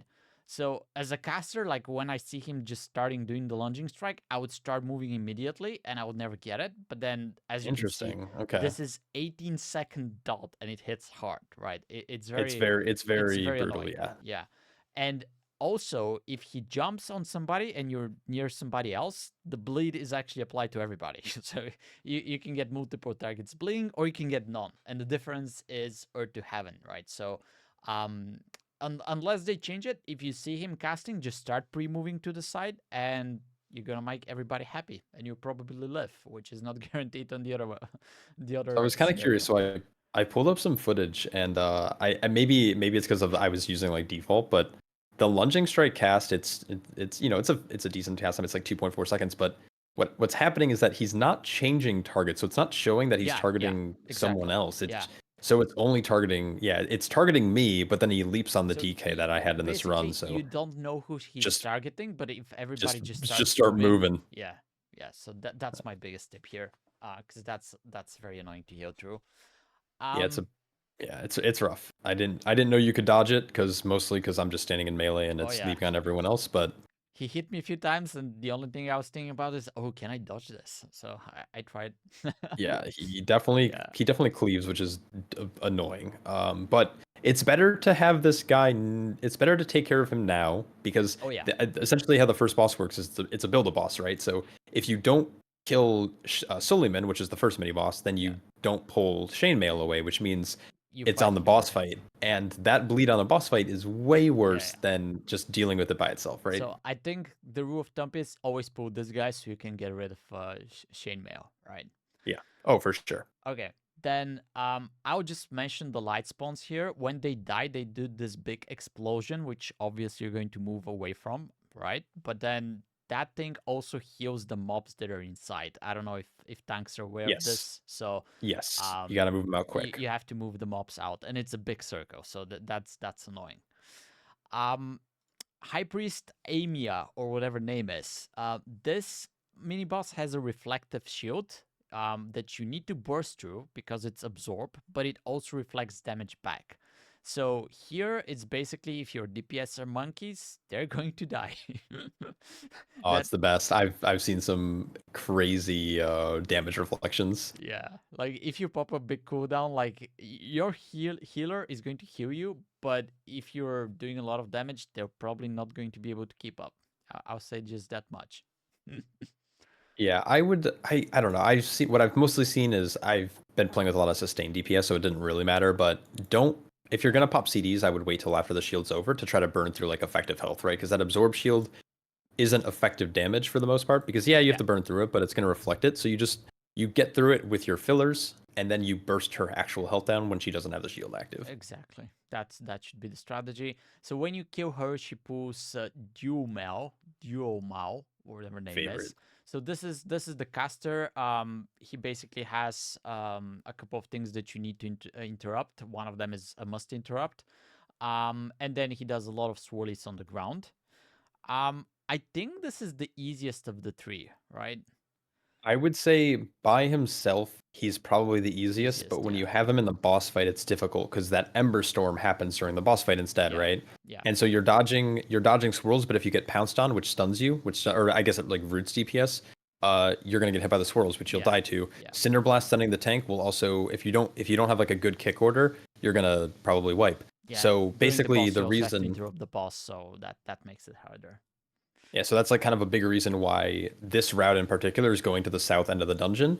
I've seen a lot of groups try to go to the north to pull Emberlands away, but I think Emberlands has been nerfed enough, and all it is like a little bit of sustained group damage, and it's a little like it's a dispel on the tank, which again the healer should have a global for, and then like that's it, and then the fight is just whatever the boss's mechanics are. And so I think this is the superior route through here, but I have seen groups not do this and they go to the north instead, which means that you're handling dual maul on the fight, which again can have some nasty overlaps. Also, and again I will requires say more that kicks. this guy's much harder to kill than the He's South so mini boss. hard. Yeah, that guy's an asshole. He does like, AoE, and then he has like insane amount of swirlies on the ground, and those are not like your friendly neighborhood swirlies because they hit very fast. Like you have to be moving very, very quickly to dodge them, so. And then he spawns like big giant pools on the ground that you can't be sending. It's horrible. It's horrible, that guy is. I've seen groups go up there, and I've when I'm streaming, people are like, "Why aren't you going to the north side? Why are you going to the south? It's so much harder." I'm like, "Have you been up to the north? Like, have you been there? It's crazy." All right. It's insane. So yeah, I guess unless something changes drastically, this is probably going to be the preferred way to do it.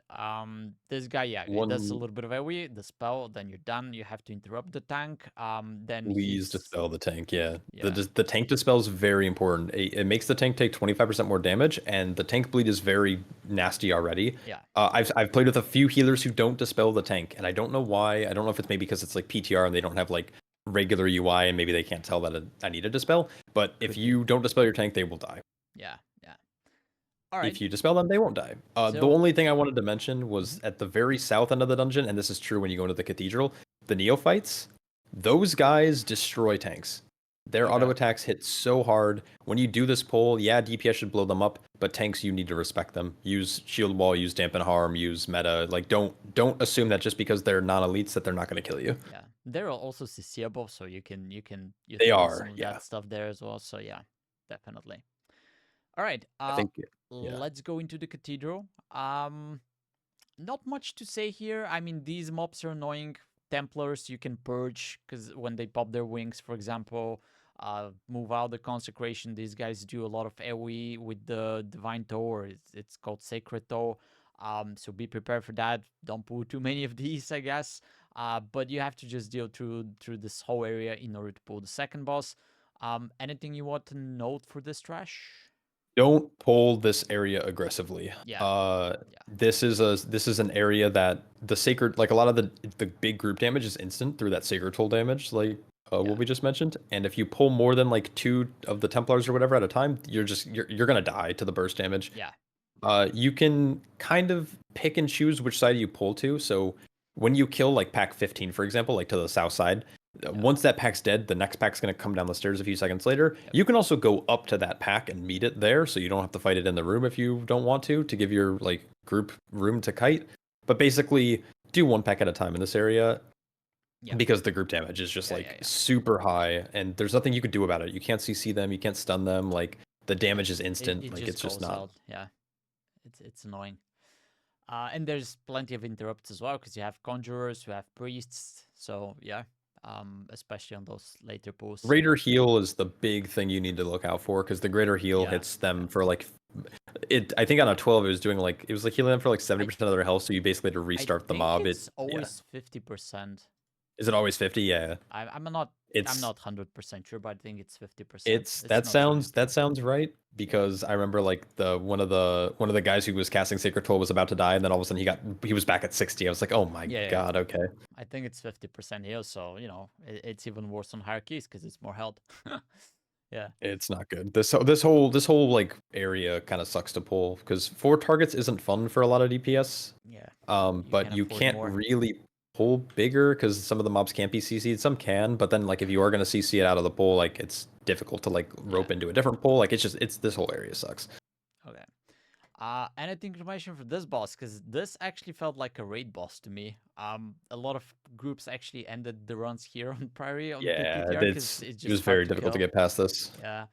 Yeah, it's I guess the only thing I'll say is everyone should, this is at least my opinion, everyone should stay in melee, and then when the hammers spawn, run across the room, and Always then you don't stack. have to worry about hammers. Yeah. And that's true for all the mechanics. So the hammers, the big circles that slow you down, etc. You play the room like a triangle. Like you kind of start in one yeah. corner, and then you move at like a 90-ish degree angle to the like let's say you start where the boss spawns, then you move kind of towards the north end, then you go to the south end, then you go back to the boss spawn, and you keep making this rotation around the room, and it should make most of the mechanics really easy.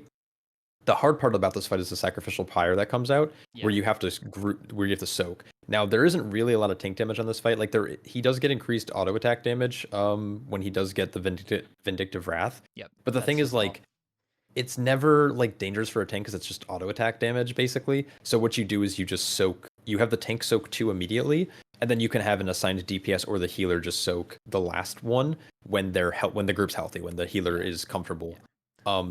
In PUGs, I would say tank healer, but in like other groups, it could be like it should just be tank DPS, or the tank could soak 3, but then they actually need big spot healing from the healer, so it really depends. There's this funny part where, like, when he casts a Vindictive Wrath, his next ability is going to hit all 5 people instead of hit 3, and if it's the Sacrificial Pyre, you have to soak it 5 times instead of 3. So that is a nasty part.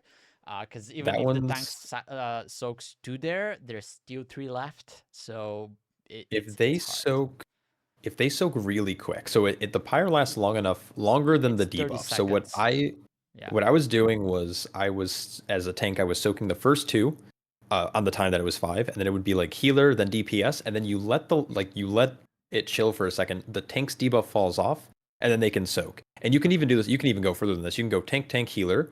Just wait, and then go tank. And then, like, that's the fight. I guess so that could be a huge strategy for, like, hierarchies, etc., because it's very annoying. Like, the dot that the soaking leaves, it's very, even one stack it's very nasty. The tank, there's no, like, tank buster on the fight, so, like, you can just cycle your defensives, and, like, I'm a Brewmaster player, so, like, it's Celestial Brew, and, like, that'll keep me up through most of it. I do need a little healing from my healer, but it's nothing that, like, my defensives can't handle. Most other tanks could be fine. If you have a paladin, you can just bubble and go, just walk it in 5 times. So, some tanks can do it easier. I don't know if it'll be standard. I really hope that there's more tanks listening to this right now, so they know that they need to soak twice. But yeah, soak twice. It's you're gonna, your healer is gonna love you. It's your job. Soak twice. All right, this last area could be very annoying because obviously you don't want to pull all of it. But you can easily butt pull extra packs. The mini boss, you cannot skip that, right? There's no way to actually. I don't believe. I think this pack here pulled 24 and pulled 25, so both either left or right of the stairs. If you pull the boss, they all come rushing in, so you need to clear this. Also comes. All right. I believe so. I might be wrong about that. I remember earlier on it was, but they might have unlinked it. If you can skip the mini boss, great. But I think it comes in. That mini boss is brutal. I don't even know what it has. Like a pulsing aura that does constant damage. So. Yeah, just prepare. Probably don't pull it with too many ads because you don't want to. It has 2 priests already, so you don't want to get overwhelmed.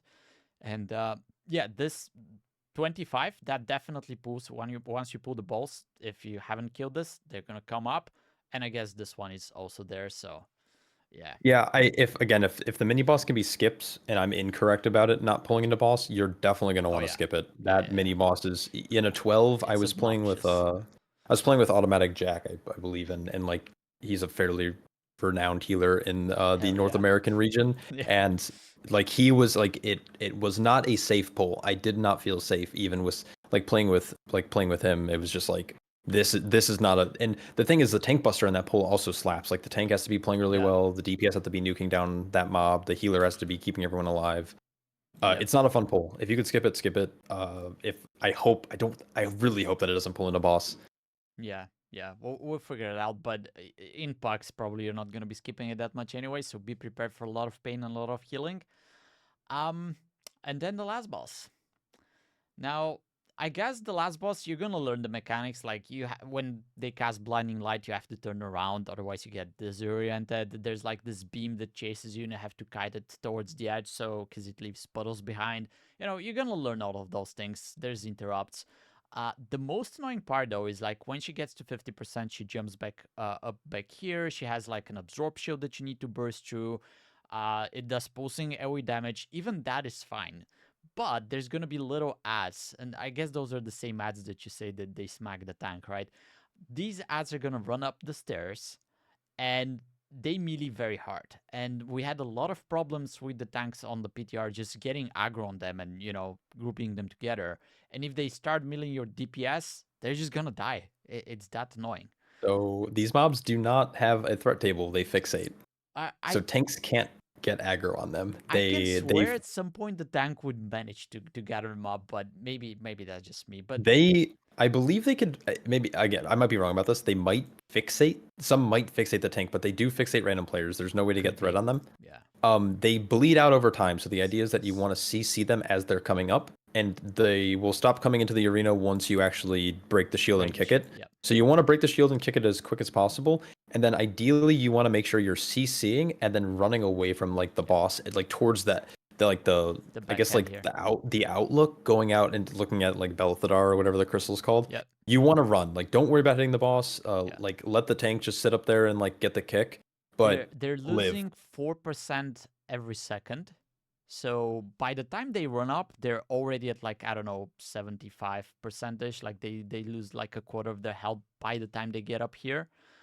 So slowing down, stunning them, then kiting them, that's probably the best way to do, because they hit very hard. Like, I think they're much lower than that. Like I don't know if they actually spawn at 100. I know they lose 4% per second, but I think they spawn with not full health. Yeah, could be the case. But yeah, so let's say they're like 50% or something when they come up here. But there's still some period where you have to like kite them and make sure they don't hit anyone, because this is basically the wipe condition. They're like, the boss does a lot of damage, but if you survive that part, it's relatively easy. You have a little bit less space here to manage all the beams and the stuff that chases you, but the ads is what's going to wipe you. So that's the hard part here.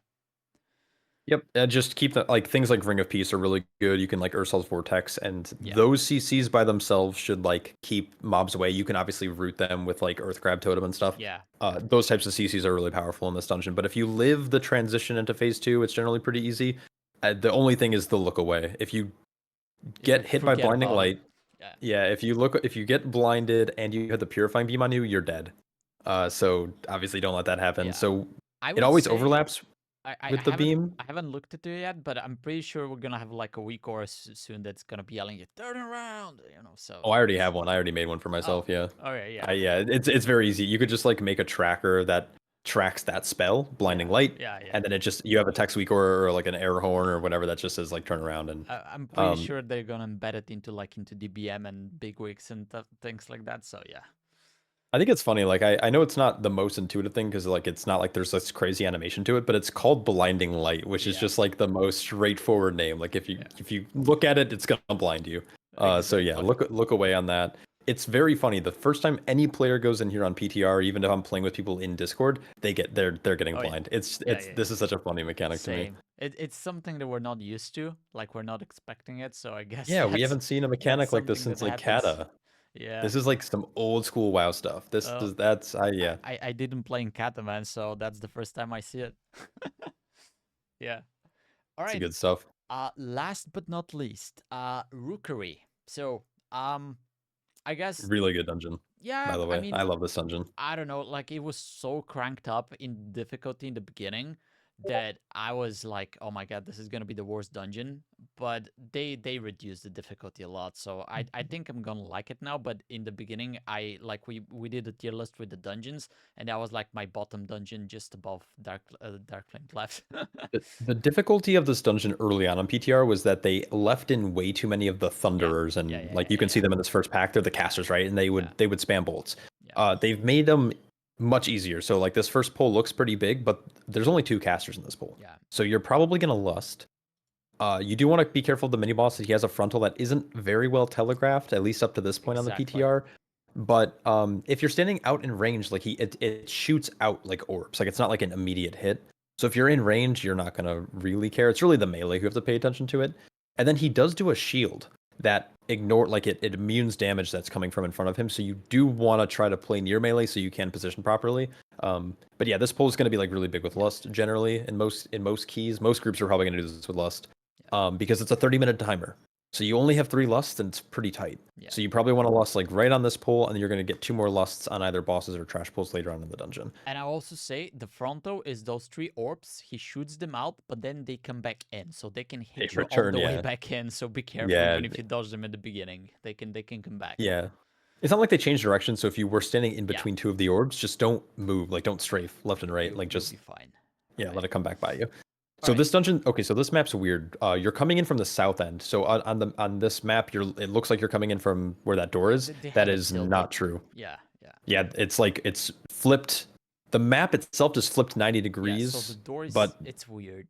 Yeah, so you're coming in from the south end in all right. and they aren't pulling the corner pack. You have to clear the whole room anyway, because everything pulls with the boss. Is it everything? I think it's everything. No, so nothing pulls with the boss, but the problem is the boss's hitbox becomes so large that any ability that cleaves further than like 5 yards out will pretty much hit any pack in the room. So you should probably, now there's ways to, like, if you're aware of what abilities you have in your kit that hit mobs, just don't hit them. But I would generally suggest that this route is probably a little incorrect. You probably want to pull, they have almost everything in this route, but you want to pull that very far left, like lower corner pack. That's the most dangerous pack in here, though. It's triple caster. Okay, so it's triple caster. The trick with, I think, isn't there like a 4? No, the upper, so that upper corner one used to be 4, and they made it 2. Okay. Sorry, upper right corner was 2, and it was these guys 4, are channeling like a lightning before you pull them, and I think the other pack has that too. You have to purge them. Like the other Thunderers are fine because they're not buffed, but these guys have a buff which is, I don't know, like 25. It's lust. Yeah, it's 20. Well, it's 25%, but it's like they have lust. It's so you need to have a purge, otherwise they're just gonna like spam lightning bolts on you, and you will not be able to keep up. That's the biggest trick. We didn't know that in the beginning of the PTR. They would just 2-shot people basically. If you purge them, it's still a lot of casters, but it's at least it's manageable, right? This is a pull where you want to focus down one of them to try to dispatch it as quick, because two casts are manageable by most groups, and even if one bolt goes through, it's not going to kill anyone. When you have 3 casters, it's a lot harder to manage, and if 2 bolts connect with one player, they're going to die. So this is a very scary pull. There is a little bit of group damage in this wing, but I think most groups are going to enjoy this area because you can double up a lot of these pulls as long as you have 1 or 2 kicks locked down. The only thing that you're going to be taking damage from are the griffins, and they just do AoE damage, and I don't think even on 12s and 13s on PTR it was manageable by most healers. It was just like throughput. It wasn't ever going to one-shot you as long as like you were, again, kicking things.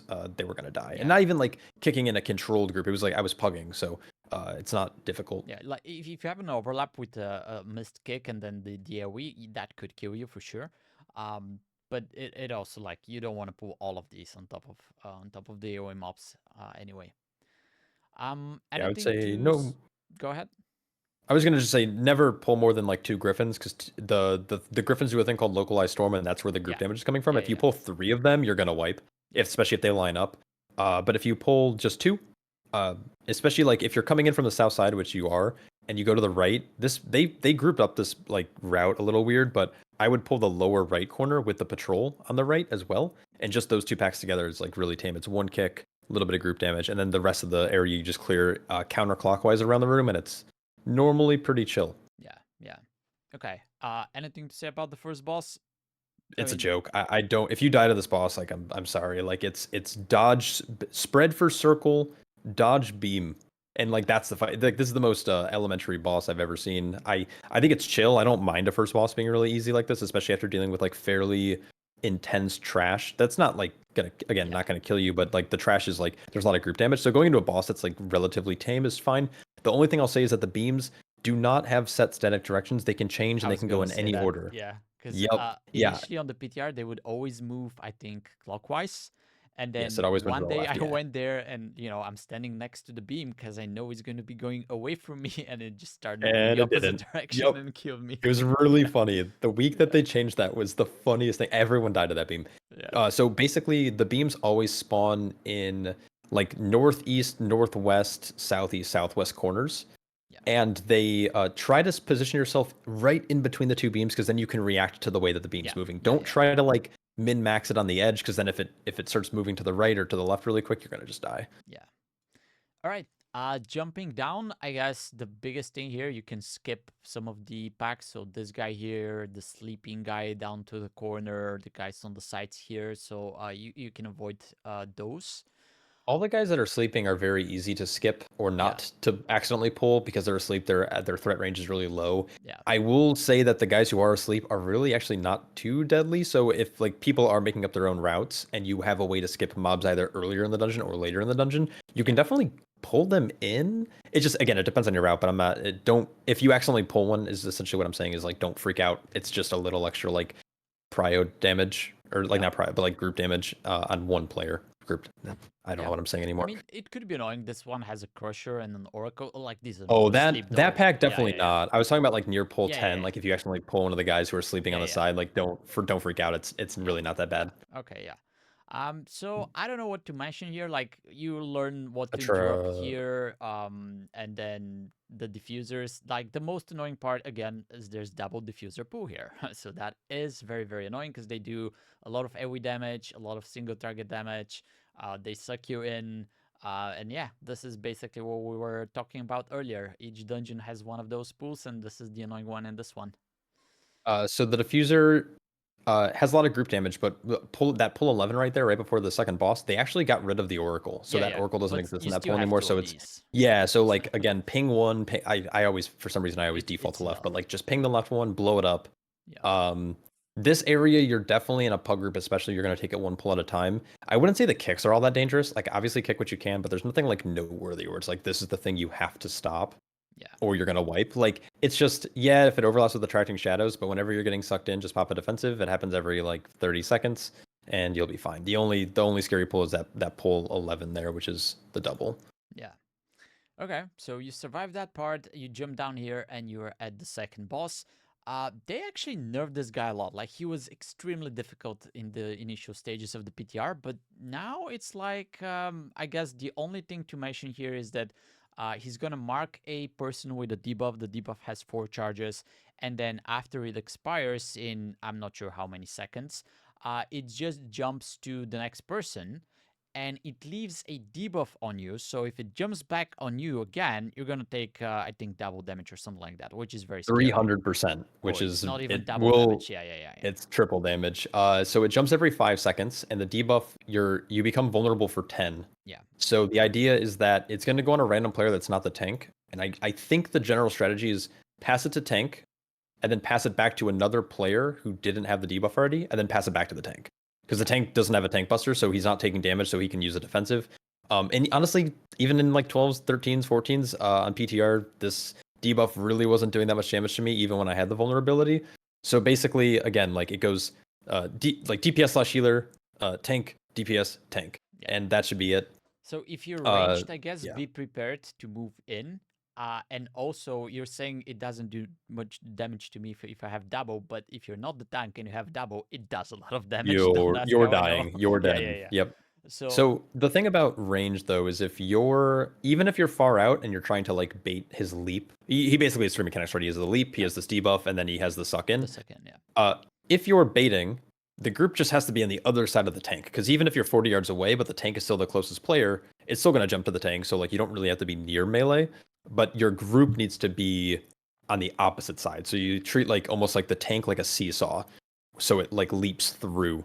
Yeah. I don't know if that makes sense. It's a horrible analogy. We've been in this call for 4 hours, so my brain's kind of going mushy.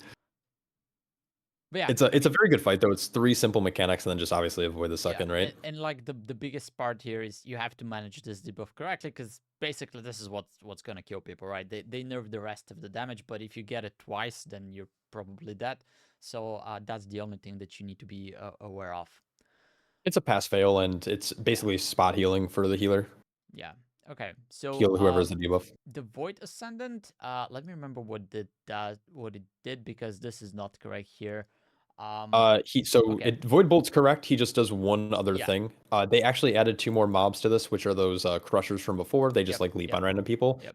They do Umbral Wave, which is like an orb mechanic that shoots out and it goes in like the cardinal directions, and then it like rotates Yeah, 90 yeah, degrees. you So you just dodge have to that. dodge. And that's it. And Like there's nothing to do I on this think mob. they also put like a debuff to everyone which is like a dot. And you can dispel one of it and just get rid of the rest. The Festering Void, yeah. So the Festering Void is like it's a small healing absorb, but I don't think it's like yeah. It's not. this is not a it's not healing that absorb. I scary. think is dangerous, right? Like Yeah, Mechagon has a dangerous healing absorb. Yeah. The Blood Warpers from Floodgate are dangerous, but like this one is kind of just like, oh, there's a healing absorb, but like the healer will That's eventually fine. get it off. Yeah. All right. So let's talk about the radiating void stones. Those are big guys that just suck in everyone that dies around them. And they have, is it called Embrace the Void? No, I think it's different. So they get a debuff. So they're gonna do this little channel cast that you cannot interrupt. And for every mob around them and every player around them, they get a stack. And the more stacks they have, the more damage they do, right? They also put a debuff on the players, which I don't remember what it does. Does it reduce haste, I think, or damage? It's a damage. It's a 5% damage reduction for 20 seconds, and it stacks. Yeah. So basically, they're gonna do this. They're gonna get a damage buff for themselves, and they're gonna debuff the players around them. Basically, you wanna kill them as quickly as possible, because when they get low, they start radiating damage, pulsing AoE damage, and obviously, the more stacks they have, the more deadly they're going to be. And also, you don't want to pull them on top of way too many mobs, because they'll be getting stacks quicker. So it's a very interesting design. It's a very interesting way that they've created those mobs, but they can be very scary, especially with so many small mobs around them that you are kind of like wanting to pull on top of them, but really you shouldn't. Yeah, the only thing I'll say though too is that when he's doing their like big AoE through the void extraction, he's also going to spawn giant circles that clip underneath the mine rails. So you want to be really careful about like watching your feet, because it's kind of easy to, while they are very prominent in terms of like they have a really hard edge now, and I think obviously the new swirl design is really good that Blizzard did. Still be careful, because when they clip under objects, it's still hard to see them. So I'm hoping Blizzard changes that, but as of the last BTR testing, they still clipped underneath minecarts or the mine rails, and people died to it. Yeah, and I guess don't stay on the rails is a good way to avoid that. Yeah, you can like just pull, as a tank, you can pull it off to the left, and you can basically force your melee in your group to not be on the rails. So that's like another easy solution. Yeah. Really quick, I actually wanted to back. So there's those 2 crushers to the north that you like of that pole, like 15. You can actually not pull those and just walk around them. Oh yeah. And then that means you can make up that percent in the boss room by pulling those 3 thunderers that I think aren't in this route, if you want to play it safe. There's actually a few pulls you can skip down here with like there's like Lockgate tech and stuff. I don't want to go, and I'm not gonna really go into too many details, because that's very comp specific. But basically, that's how you would make up count, is by not pulling those crushers and pulling them in the first boss room if you're trying to be safe. Yeah. All right. So that's gonna be some advanced routes. Obviously, check Shah's channel for that. And let's talk about. I guess there's a pool where you have to do Ascendant with Void Stone, but that's pretty straightforward. We've talked about this already. So let's talk about this boss. Let me start there. Any tricks or tips? Because this could be a very annoying boss from a healer perspective. Simply because like he's gonna knock everybody back, and then there's those pillars that he summons, and you have to go destroy them with the circles that you have. But they could be anywhere in this whole area, and this is actually a huge area. It's massive. They've made this fight a little better by giving people more time and more speed after the knockback, but it's still like a really annoying fight. I don't know what the strategy is gonna become for like the average pug group or the average group. There's 2 ways to think about it. You definitely need to have players assigned, and you should discuss that right before pulling, especially if like whether you have time or not to time the key. If you if you mess up that one mechanic, it's going to be a wipe. Like regardless of key level, the ads they do ramping AOE damage, and most groups won't be able to burn them down in time. Based on how your group's positioned, also you might be out of range to even hit the ad, so that's a big problem. The strategies that I've seen is the tank doesn't need a good tank doesn't need healing on this fight because you're going to be able to mitigate the frontal. It doesn't do that much damage. So what tanks will do is they stand either to the very north or the very south. Generally, you're killing that last pole at the very south of the dungeon. That pole 19 lasts, so normally just tanks stand there. You can also run around to the other side if you really want to. Yeah. But basically, you stand off and you just don't do anything the whole fight. It's very boring. Eat the frontal. Yep, you eat frontal and you just like don't get knocked into the water. Like just be very careful on the knockback. I've had that happen to myself even. So, but I've seen groups basically plant, and so this like makes like a weird like reverse C shape. Players kind of stand in the middle where that pole 17 is, I guess, on the map. And you plant there, and then whenever the knockback happens, you have players assigned. One player will go to the north, one player will go to the south, and one player will break the middle shard. They generally always spawn in this pattern. It's always one to the north, one to the middle, one to the south. They've homogenized that. Earlier on in the season or the PTR cycle, they could spawn anywhere. You could have all three spawn to the south. You can have all three spawn to the north. You can have them all in different quadrants. Yeah. But basically, you just need someone watching top, bottom, and middle. Yeah. Generally, I would say DPS should do this, but if healers are if it's a range healer, that's like not a problem. But like a monk, like a Mistweaver monk, will want to be in melee range and probably won't want to break the shards that could be out of melee range. The annoying part for the healers is that once, depending on where they spawn, you can actually easily get out of range for the healer. So they will not be able to heal you, which is very annoying. And I don't know what they can do to actually fix that, but it feels unfair. And then the other thing is you get these two players marked with the debuff that you can dispel.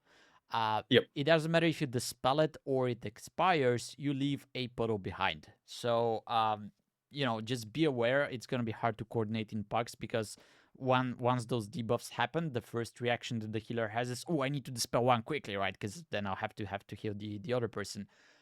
But if you can easily get overwhelmed with the puddles. So managing that correctly is also going to be crucial. If it's expiring, at least, if you get the spell, you get the spell, right? But if it's expiring and you're not getting the spell, try to at least shove that away and put it somewhere to the side so it's not that annoying. And then pray that if you need heals, you're in range of your healer. That's the best all I can say. space. The best spot for me personally, I think that players should get dispelled is up against the mine wall, by pole 17, just run back. Also, that's where healers should be planted. Healers should generally be in the middle so they can quickly move to the north or the south. Also, DPS players, despite you being assigned to the north or south of this boss or whatever you decide on, you should always try to converge back towards your healer. Don't make them run around and chase you. I'm not even just talking about your average holy priest or resto shaman. I'm talking about the evoker who has short arms and can't heal you. So if you're dying on this fight and you're wondering why, it's probably because you're out of range of the healer, and that's not their fault, that's your fault. Yeah. And that might be a hot take, but do what you can as a DPS to get back. Now I will say this, the melee hitbox is actually insanely massive. It goes out pretty much to the rails. The minecart rails you can see on the map. The hitbox is crazy big. Yeah, but unfortunately it doesn't matter if the pillars spawn in an inconvenient place.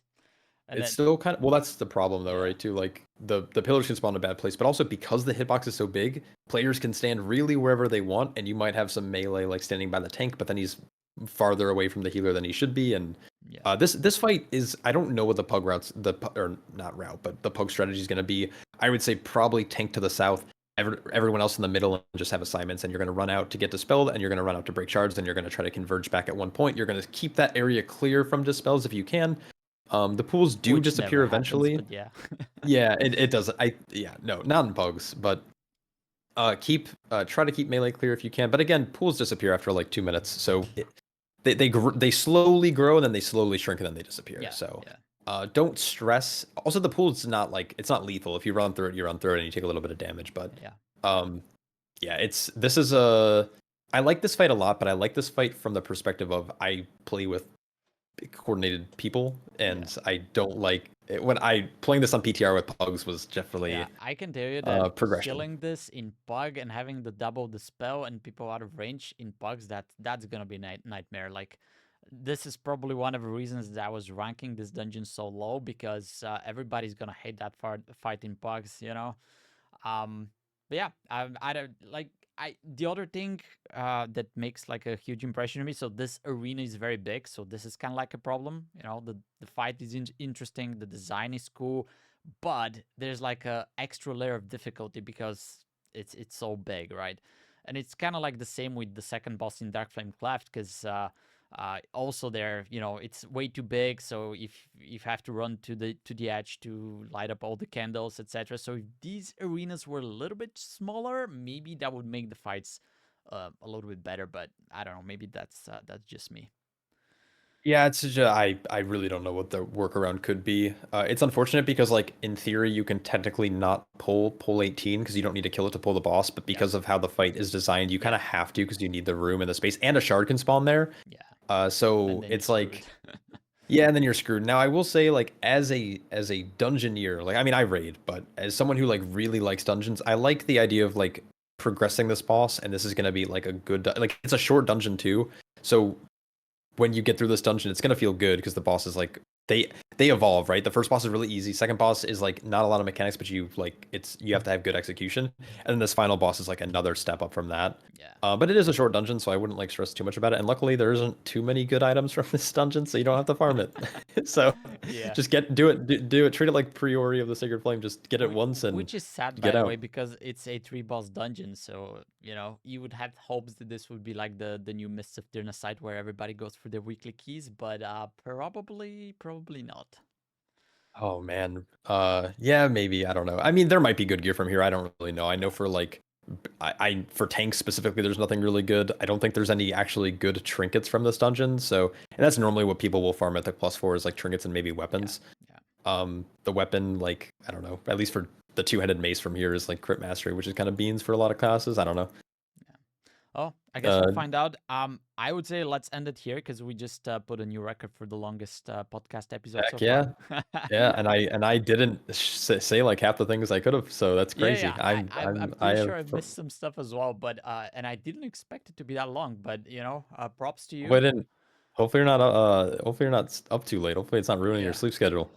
We'll see about that. But you know, Oh, as oh long no, as I'm sorry. no, as long as this content is useful to people, it's totally worth it. It's almost 2 a.m. here. I'll say that Oh much. my lord.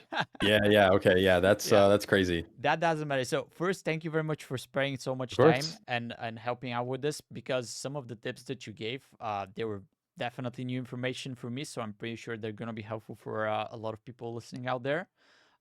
Also, just you know, sparing 4 hours of your time, it's much Yeah, no problem. appreciated. Yeah, Well, Godspeed on editing, man. I yeah. like holy cow.